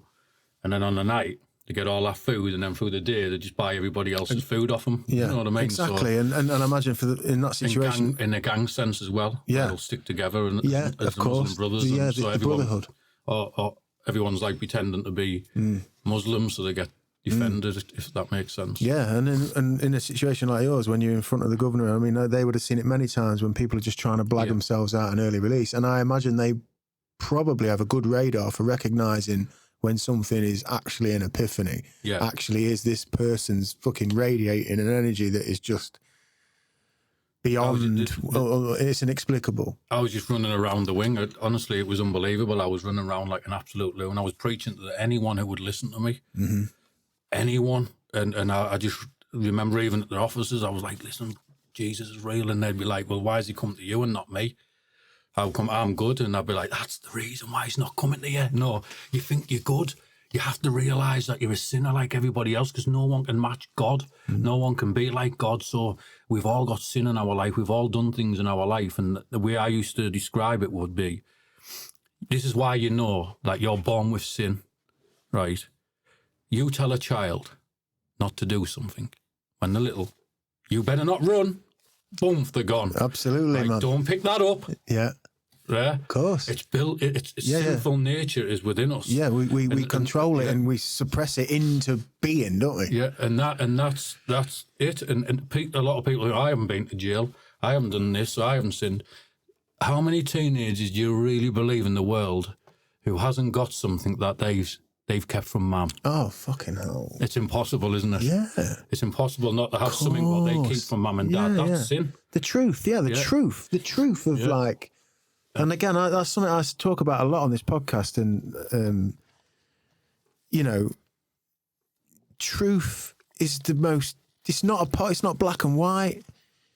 It's such a difficult thing because we all, especially in society and wider culture in society, especially these days, everything's designed to, everybody's so PC, you don't offend anybody, everybody's perfect, everybody's got this kind of fake, superficial layer where on the social media or whatever, all these causes and things to be seen, to be talking about. But the reality is, what do you do when nobody's looking? Who are you when nobody's looking? Yeah. And the truth, sometimes, you don't have to be a great person.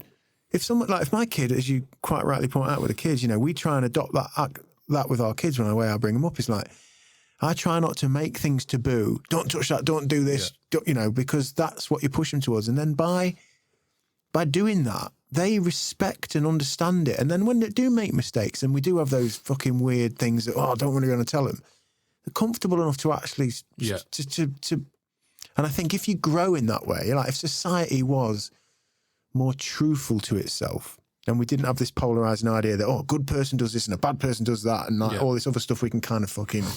When in reality, everyone's done. We're all fucking having mad thoughts and crazy things, and we've just written something on. Even as subtle as that, you write the thing on the comment on Facebook that makes you look great, and then you're in road rage. Fucking 10 minutes later, fucking do you know what I mean? Like you're not. I've actually been there. Exactly.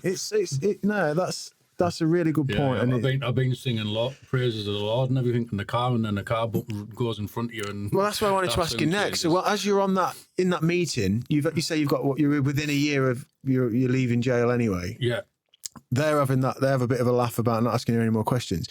Do you have a memory of the next time that you get in? Do you get any backlash from the other lads? Right, Shane's no longer a top boy. I did have an incident, but there was a lesson in it with me as well. So this might sound crazy to you, but in the dispersal system, in the top security prison system, like Franklin, Full Sutton, Longlat and Whitemore, they change around a lot, but that's the ones at the minute. Mm-hmm. You can cook on the wing, you see. They've got cookers on the wing. And you can go to the wing and hire out 9-inch kitchen blades and walk around the wing with them. Yeah, I know. But you can walk around the wing with big 9-inch kitchen blades, what you can buy out of a shop. And they're there. And you're walking around the wing with murderers, so the tension just off that alone. So this is in the top security prison.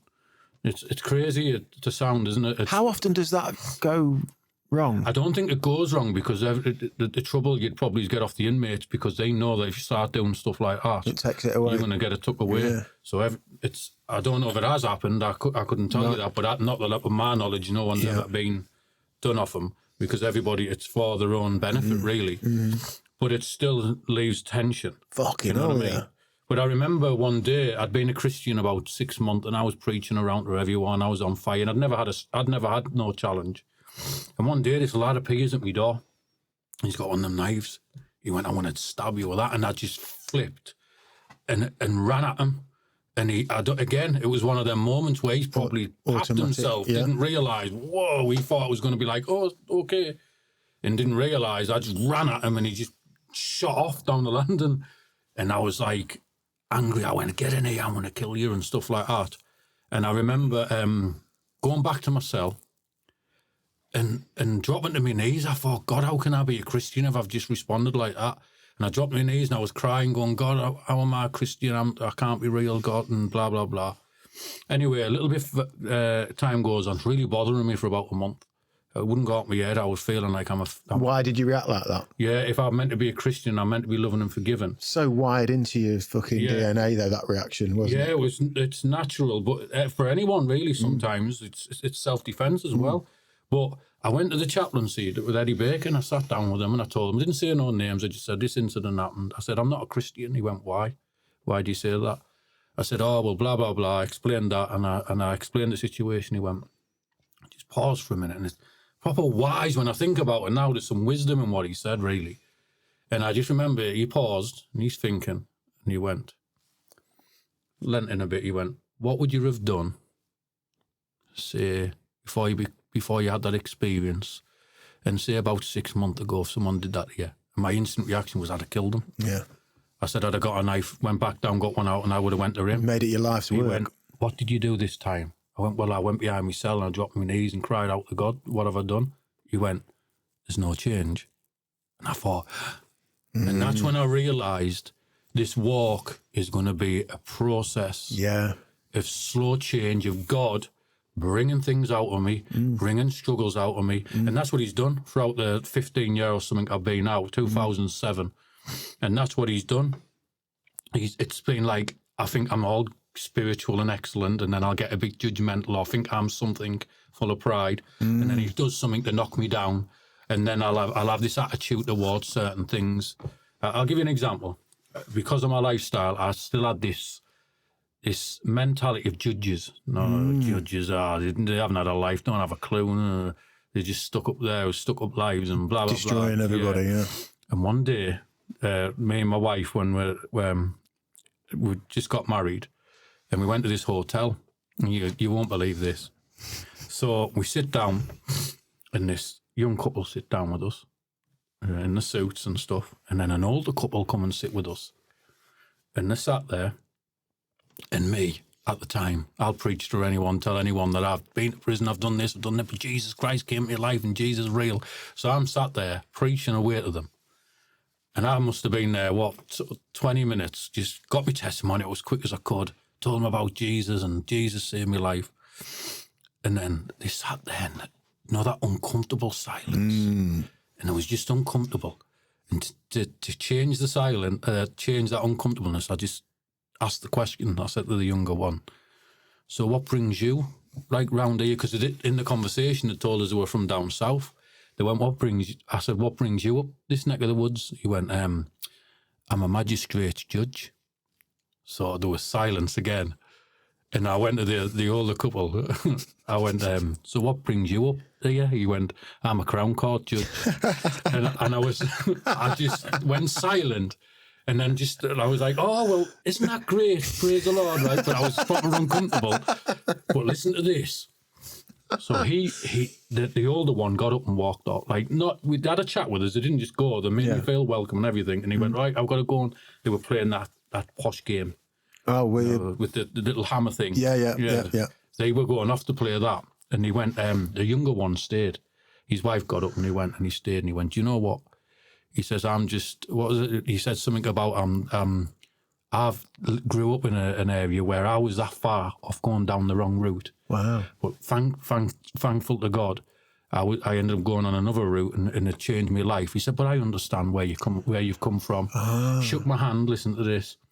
Next thing I know, I say to my wife, oh, go and get us a coffee and stuff. So she goes off, comes back, and he comes walking over with 2 cups of coffee. And he says, I've just paid for them for you. And he put them on the table, and he went, would you like to come and have a game with us? We didn't in the end, because I didn't want to. Oh, what's this, the older judge? No, the younger one. The magistrate and he come judge, over, and he just had a chat with me, but telling me, look, you know what I mean? We're just fortunate that we went down the right route, but believe me, don't think because we're judges we haven't had a life too, and started talking a bit about his life, and I walked out there and I felt God. Like reframing. God had changed the way I think about certain kinds of people, because you're being brought up in a certain way. Yeah. They're scum, and I start to see things. And another experience was I start to see different sides of the prison system. So all I saw was the shirt, and you've got to remember the prison guards have got to put a mask on too. Mm-hmm. You can't be seen as being soft because you'll run all over them. Yeah, everybody's behind the veil of... Them same officers who I thought was scum and who had a bit of an attitude are the same officers who I know in the background setting up charities to try and stop prisoners go back to prison. But they can't be seen as being part of stuff like that because they're seen as weak and whatever. Of course, and so things are happening in the background, and I was just thinking, wow, these people, if they've got to put that mask on. They're Don't just get me wrong. People. Sometimes they can be nasty, and sometimes as things happen, but the reality is the human beings in the sense of this. If I'm going around attacking you and I'm going around doing things to you all the time, what do I expect they're going to do? The human beings like everyone else. If I go and stab their friend, what do you think they're going to respond like? Just like if someone attacked my friend, what am I going to respond like? What, were they going to tickle me feet and bring me a cup of coffee every day and go, oh, well done, you stabbed one of us, that's great, what you're doing, we'll keep it up. No. There's going to be a ripple effect and there's going to be a response. So when I become a Christian, it was like my mind was opening up to what I've never, in a normal way of thinking. This is what I wanted to jump in here, because I've had a similar experience in the sense that I've managed to widen my perspective. I've managed to, through, I guess some of it is religious based, like as you've seen in here, Shane, there's Egypt and a lot of ancient stuff. I got really into that, and through psychedelics and this whole spiritual endeavor that, like, whatever it is, we are this small, tiny little thing, this narrow kind of band of whatever it is, energy. There's this wider thing, and everything has a reaction, and the karmic energy of things. And I'm listening to you there, and I'm thinking, what was it in particular about? Was it when you were listening to the words from the Bible? Was it the lessons themselves? Because it just feels like you are getting this. You've gone from this narrow kind of black and white, good and evil system and me to like just expanding your peripheral understanding that all this stuff's interlinked and everything has a reaction, and there's a million ways to see that one thing that we used to see just like that. Now you can zoom out and go, oh, hang on, and this all has a reaction. Yeah. So at first it was not about the Bible, and obviously as I was reading the Bible, things started to stick out. But it was at first it was more like just my mind was sort of just like suddenly realising things that I'd never realised before. So I'd be sat there, and I'll give you an example. I remember being in a cell, and I remember when I was in a cell, I'd been a Christian. I'd just become a Christian 2 days into it, and I'm sat on my bed, and all of a sudden, little things started flicking through my head, what's not even classed as sin, in a sense.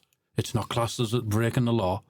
Little things like where I've been aggressive towards my mum and I've snapped at her and scared her probably, and just little daft things like with my attitude towards certain people, my crimes I'd done, were flicking through my head, almost like it was a picture in my head. Yeah, like you're scanning yourself. And I could see the wrong in my attitude. I could see that what I'd done was wrong. And I just broke down and I cried for about an hour. And I just sat there crying, and I said, God, forgive me for them.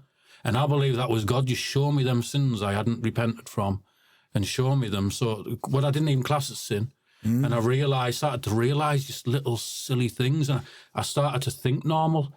Like, I started to think, wait there a minute, I've been angry with the world, blaming everybody else. So it was always the grass's fault who rang the police. Yeah.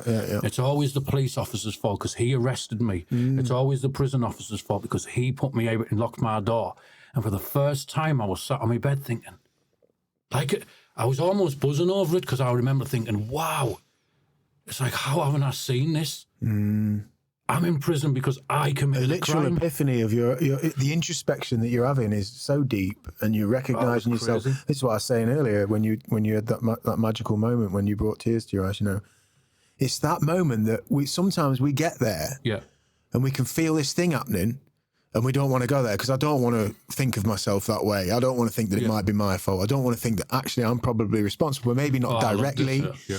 And so many of us turn our backs on that, and we carry on trudging through this, blame the world. But if you really face that and you really let it come over, it's painful. I think human beings are our own worst enemy. Oh, 100% agree. 9 times out of 10, when everything's for everybody else. You know, if you're full of pride, I don't want to look like a mug to everybody else. Face. If you want the money, if you want a nice car, it's so everyone else can see that you've got. And if you can come to a point where you can master pride and master not being bothered about what anyone thinks, and this is the hardest it's really thing. Tricky. Yeah. But if you can ever come to a point where your pride and everything else doesn't bother you, you are going to be the strongest character you'll ever come across, because nothing will be able to take you down a route. You're not going to be like, oh, he thinks this. And I still struggle with it now. Oh, he thinks I'm a mug. Oh, and then you go through a battle. But imagine being at a point of not caring. Oh, he thinks you're a mug. Oh, okay. God bless. It's powerful. That's the most powerful. Can you imagine how much of a powerful person you'd be to be able to do that? Because ultimately, you just understand there's so much more worth in the world, and it's a long road, and it's such a fucking buzz to know you're well on it. You mentioned before you're sort of 15 years into your new world now, then, and what stuck out for me, Shane, having watched your interview, and I'll link these in, as I mentioned before, you've got your TED Talk that I saw, and then I saw you with Sean, and then that moment for me, I think you were talking about you were washing up or something, and you just realised you were in this new life, you got kids, and then almost like a flashback of this, and it just fucking broke you. Yeah, and so like I've done a lot of things where I'll give you an example, and obviously not going into detail, but I've done a lot of things where I've run in families' houses and stuff, and obviously when you're running in families' houses, there's kids there, and obviously the kids aren't your target and never will. But when you're going in there, the person you're going in for is there, and you don't care. You don't care who's around them, and I've got like little images. This isn't what it was, but these are little things I can, I've got little images of kids screaming and crying, and now I've got my own family. It's the last thing any father would want, and what's that going to do to them? And so that stuff bothers you. But this time I was washing up at the kitchen, and it just, this thing hit me, and I just started crying, and I just thought, and I don't class them as being a wrong thing. I class them as being, I've done that much craziness in my time that I forgot half of the things that I've done. And I sometimes believe to repent from things, God brings them to your attention. Yeah. And when it come to me, the repentant heart was the tears and the crying. And it was like, I'm sorry for that, God. And I believe that sometimes God keeps doing that. Every now and then there'll be something I've totally forgot about, and it just pops into my head, has a little bother of me, gets me upset.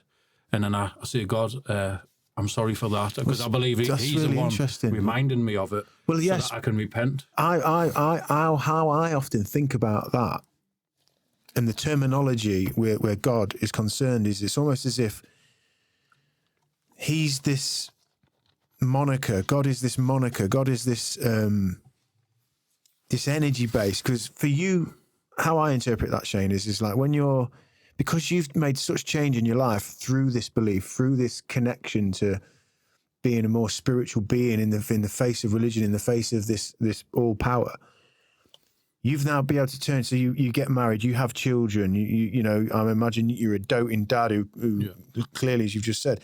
So it's almost like by taking this path and by acting into your real skin, becoming who you are, it's these very notions, this energy that's going through you by trying to live that good life, that true life, that you come across these moments that come back to you that go, fuck, I did that or that. Oh, whoa. And it's like, yeah, God is put you on a path. That's how you have and by moving towards a better, truer life, every now and again, you're faced with sort of a situation that in a previous life you would have been on the other end of, or from a different perspective, and then you breath and like, whoa. I mean, how? Sorry, go on. How does it feel? Sometimes, you know, in those little simple moments, maybe on a Sunday afternoon, you've had your dinner and you're together, you and your wife, your kids are just zipping about in the front room, whatever it is, chucking cushions. That must be such a proud feeling for you now. It's stressing. We're 5 kids in a while, but yeah, no. Yeah, 5. Wow, yeah. Amazing. How old are your kids? So you're asking me now. So I think 12, 11. Wait, my wife's just trying to show me what the numbers are. So 12, 11. You got Sam in the studio. 9 and 8. 7 and 4.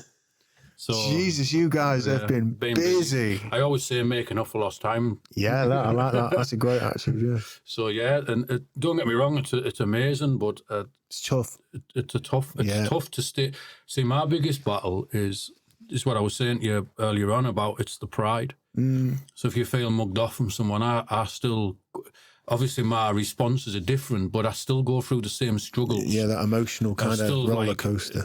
Where it's, months down the line, I'm still thinking about something what everyone else has forgot about. I'm still there thinking, oh, they mugged me off, and I have to go through this mental battle of, good on there and bad on there. And it's like... That's so deeply wired, isn't it? Mugged you off. You think you're a mug. You need to deal with them. And then there's this little, but you're a Christian, so what people think, it doesn't matter. Who cares? Just live your family life. Let people think you're a mug. We all face God at the end, and let God be the judge of what's going to happen to them. And then it's, boom, yeah, but they're laughing. I think you're a mug. And I'll go through that for months. Yeah. And then, but God, for 15 years, always ends up coming out at the end. And then no matter what I go through, he always makes me stronger and makes me a even stronger person in the end. Sometimes I don't understand what's going on. No. I don't understand why I don't think any of us fucking do, Shane, if it's any help, mate. I think we're all bumbling through this crazy existence, trying to make the best of it. And as we mentioned before, culture in a way kind of has us play a part and like mask everything and pretend that we're, and it takes some pain to find truth and to accept truth. And even when you do that, it's not to say life's going to be some fucking, rose petaled, whatever it is, skip into the sunset. It's difficult, and we have to keep adapting. We have to keep making mistakes, and it's just gradual, isn't it? Step by step. And I think, having arrived at being a father myself, one of the greatest gifts in the world is trying to create and provide an environment for your kids where all of the benefit of all of the hell and the chaos and the madness and the love and the beauty and everything that we've seen, we can use as best we can to just try and cultivate. And it's only the simple stuff, just the simple little notions that they're safe, they're loved, they're part of something, they mean something. And those little notions just over time, and I think that's the best we can do with the world, is to try and put children. Children are going to become the adults of the world, and if we can get them to just feel meaning and to feel purpose and to feel like they belong in something, the future's probably going to look better. Yeah, man. So I'm proud. I'm really proud for you, man. It's a lot. I love this kind of and You've obviously been fucking mad busy, so we've got the book and the DVD, the movie here, right? So how was this process? It was a matter of... two different processes, I guess. A freelance TV producer, I think he was at one point, and he basically approached me and said he loves my story and he thinks it's a message what should get out there. So at first I didn't know whether to do it or not, until I remember someone saying to me, could you imagine if you do it, if one person in your whole lifetime inspired, reads that and changes? He said, what, is that worth it? And I sat back and I thought, yeah, it is. So I give my story and I'm actually, I was part of it at the beginning, but I've actually pulled out of it in the sense of financially, I gain nothing from this. And so that is, for me, obviously the man who wrote it probably will, but for me, it's about it's the message in there, what I want people to hear. I'm not bothered about money. I'm not bothered about fame. I just want people to look at this, and hopefully it gives them an open mind. Is there a God? So did you just sit with this guy then? And he basically interviewed me, just interviewed recorded my mum, everything, interviewed my friends, interviewed prison guards, interviewed prisoners, interviewed people, and just... David Taylor, he's no relation to me, though. Yes, ironic, isn't it? But he basically, it's my testimony and from being a kid, what my mum went through. It starts off with my mum and the torture she went through with my dad, who was also mentally ill. My real dad, who I never really met at the time. And he basically tortured her and she had to flee. And that's how I ended up in Peterlee. And then it obviously goes on to me being a kid and growing up around there. And, wow, man, that's that must have been a pretty intense experience, like getting set about that and going through it all. And I imagine, now you've got this finished product, and I imagine people are going to start sending you messages, and again, in this journey, when, and we get it with the podcast, and I'm sure we'll get it from this episode, when someone sends a message and they say, wow, you know, fucking, that was so close to my life, or that section when you were talking there, that's some, and you can feel like that idea or whatever it is with the guy putting the leaflets under to you, or, you know, Jesus loves you, and you're like, yeah, you know, something clicked. Fucking something was in there. Something believed in something, didn't it? Yeah. And little by little, one thing it sort of leads to the next. It's a bit like what Christians say. There's a story we say, and there was a little boy and his dad, and they're walking along a beach. I don't know if you've heard it before. Right. And there's millions of like little starfish all over, and the little kid's picking one starfish up and he's chucking it in, and he picks another one up, and his dad says, "What's the point? Why are you doing that for? There's millions. You're not going to save them." So he picks the starfish up, he goes, "But I'm saving that one." And he picks another one up, he says, "But I'm saving that one as well." And that's the goal for me, is if I can get the message out, whoever's willing to listen. And do you know what? You wouldn't believe the amount of people who've told me that they believe in God through that testimony. Oh, that's amazing. And you wouldn't believe who people not necessarily believe in God would have said, "It's really put me on the right path. If you can change, I can change." That's the power, Shane. And the best one is when the mum, when you go to a college, and this was a good few years back, I went to a college, give me testimony, and I was told about this little lad who's going off the rails, and he's got an uncle he looks up to. He wants to talk to you. This was at the end of the talk. I remember him coming up to me.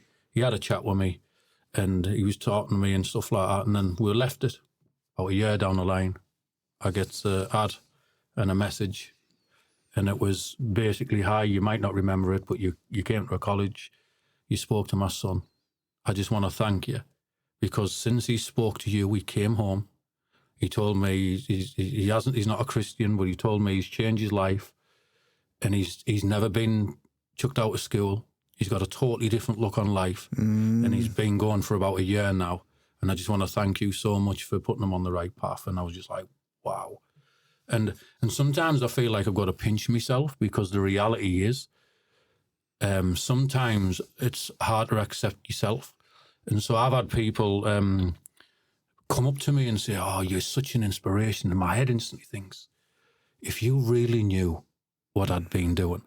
And in the sense of, I only reveal what I can. And I only tell people what I can tell people. So I've told you is the tip of the iceberg. Yeah. And that's only the tip of the iceberg I've told you, simply because people are... Makes sense, yeah. I've told you that because the system know about it. I've been caught for them. But and so I tell you for that reason. And so deep down, I know what I've really done. And I think, wow, people are cringing just because I'm telling them the tip of the iceberg. What would they be like if they really knew some of the crazy stuff I've done? And it's hard sometimes.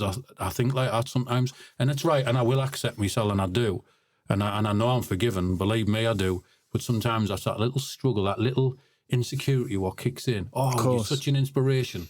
Or if you knew me, you wouldn't say it. No. But you're on the path, man, and you have been for a long time, Shane. And anybody, young lads that watch this stuff, young girls, mums, dads who've got kids, you know, siblings, everybody, we're all trying to get this life to mean something, to be part of something. Yeah. And stories like yours, which take us on a fucking horrific journey. Yeah. You know, there's no two ways to say that. You know, that helps us put things in perspective. To see somebody like you come through the other side with an open heart, a mind, a wide mind, a perspective, a self-development that's through the roof. Yeah. And moments like that, a kid to get in touch with you however many couple of years, and to just know that little turn of that pivot of perspective or mindset or personality is changing lives. And the message for me is, like, when it comes to the knife where it is now, it's crazy now. Everyone's got knives and everyone's stabbing people. But the message I like to give to people is, because I understand when you're there and you're doing it now, it's great and it's big and no one's going to tell you what to do. You're in your zone. We can sit and talk to you a million times, but if you're in your zone, no one's breaking you out of it. So you're the tough guy and you want to be how you are. Yeah. But my message is, one day you're going to grow up. You're going to have your family and you're going to want to settle down. And that's when you'll regret it.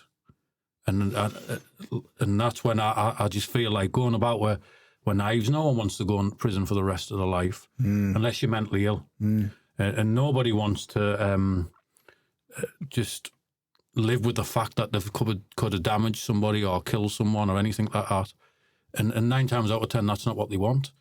They're just doing it because they're carrying it makes them look big and they think they're great. But when you're in a fight, you will end up using it and you don't intend to. And when that day comes, will be the day you regret it. You might be the big boy and you might come out your cell and pretend that you're the big boy. But when you sat there doing 30, 40 a year, you're going to get older. And you might be great when you're young. It might be all exciting because you're young, you've got a different mindset. But when you get older, you're going to sit back and 20 years into your prison sentence, you'll suddenly think, what have I done with my life? In there, innit? What have I done? And that's when it'll hit you. And you don't want to be in that place because when it does hit you then, it's too late. You've ruined your life. And that's the way it is. And all I'd say is just sack trying to be the big boy, sack trying to be a big G for your mates, because do you know when you go to jail, do you know what I realised? No one wrote to me, apart from my mum. And you know when I used to get out just about a year before suddenly everyone wants to write, my best pal, because I want a crazy man to come out and... Always seems like that's the story. All the lads I spoke to, it always seems to be the same thing. Yeah, it's fake friends. If you were my real friend, you'd have wrote to me for the 10 year I was in. You'd have sent me money for the 10 year and you'd have looked after everybody. And that's one of the biggest things that I learned when I got out, was these people aren't my true friends. They just want me because they thought, if he's with me, no one will, I've got backup and he's crazy and he's a nutter. And I just quickly realised that when I got out as well. And that's another big thing, is realising these people, they're not your real pals. You might think it at the time because they've got your back and they're there for you. And we're all lost in the confusion of trying to find some fucking meaning and this trauma and this chaos. Yeah. And as you beautifully put it here, Shane, you will get older one day. Yeah, 100%. And you live with what you do. And when we're young, I mean, it's such a fucking cliche, but cliches are cliches for a reason, in one ear, out the other when you're young. But if there's ever times, lads like you, Darren G, Tony Gooch, who we've had on here, you lads have all lived this life where you've managed, thank fuck, to come through it as men, as grown-ups, people who've come of age. And that message is that's the one we're on. That we've just got to be truthful to ourselves, own our shit, because one day we're going to be haunted, aren't we? Yeah. And it's better to be honest with yourself and know that, you are what you are, and to be a better man, that's the benefit for you in here and for everybody and everything around us. Yep. And the message that it doesn't matter who you are. You can change. What you've done. You can change and it's possible. And I hope that people listen to that and see that, I totally regret my life more than you can imagine. But I can't turn it back, so I can only do good and use it for good. With your little boys, I'm sure, you'll be able to just notice those little moments as they go through adolescence and stuff, and you're going to be able to just be there to talk to. Yeah, have a conversation with maybe just the right couple of words because of what you've been through, because you've turned that into wise experience. And spot the route. Yeah. I'll be able to spot when if they start going down that route, I'll be able to spot exactly what's going on, and I'll be pulling them right out of it. In the right conversation at the right time. Listen, it's amazing. And thank you so much again for your time today. It's been a real pleasure. You've fucking had me stomach in my throat, and God knows it's some story. And people can grab the book and the DVD. We'll link everything in down the bottom. I'm really, really chuffed for you, Shane. It's been awesome, man. And thank you for your time. Yeah, thank you. Cheers, brother. Thanks for having me. We'll take care. All right, God bless. Nice one.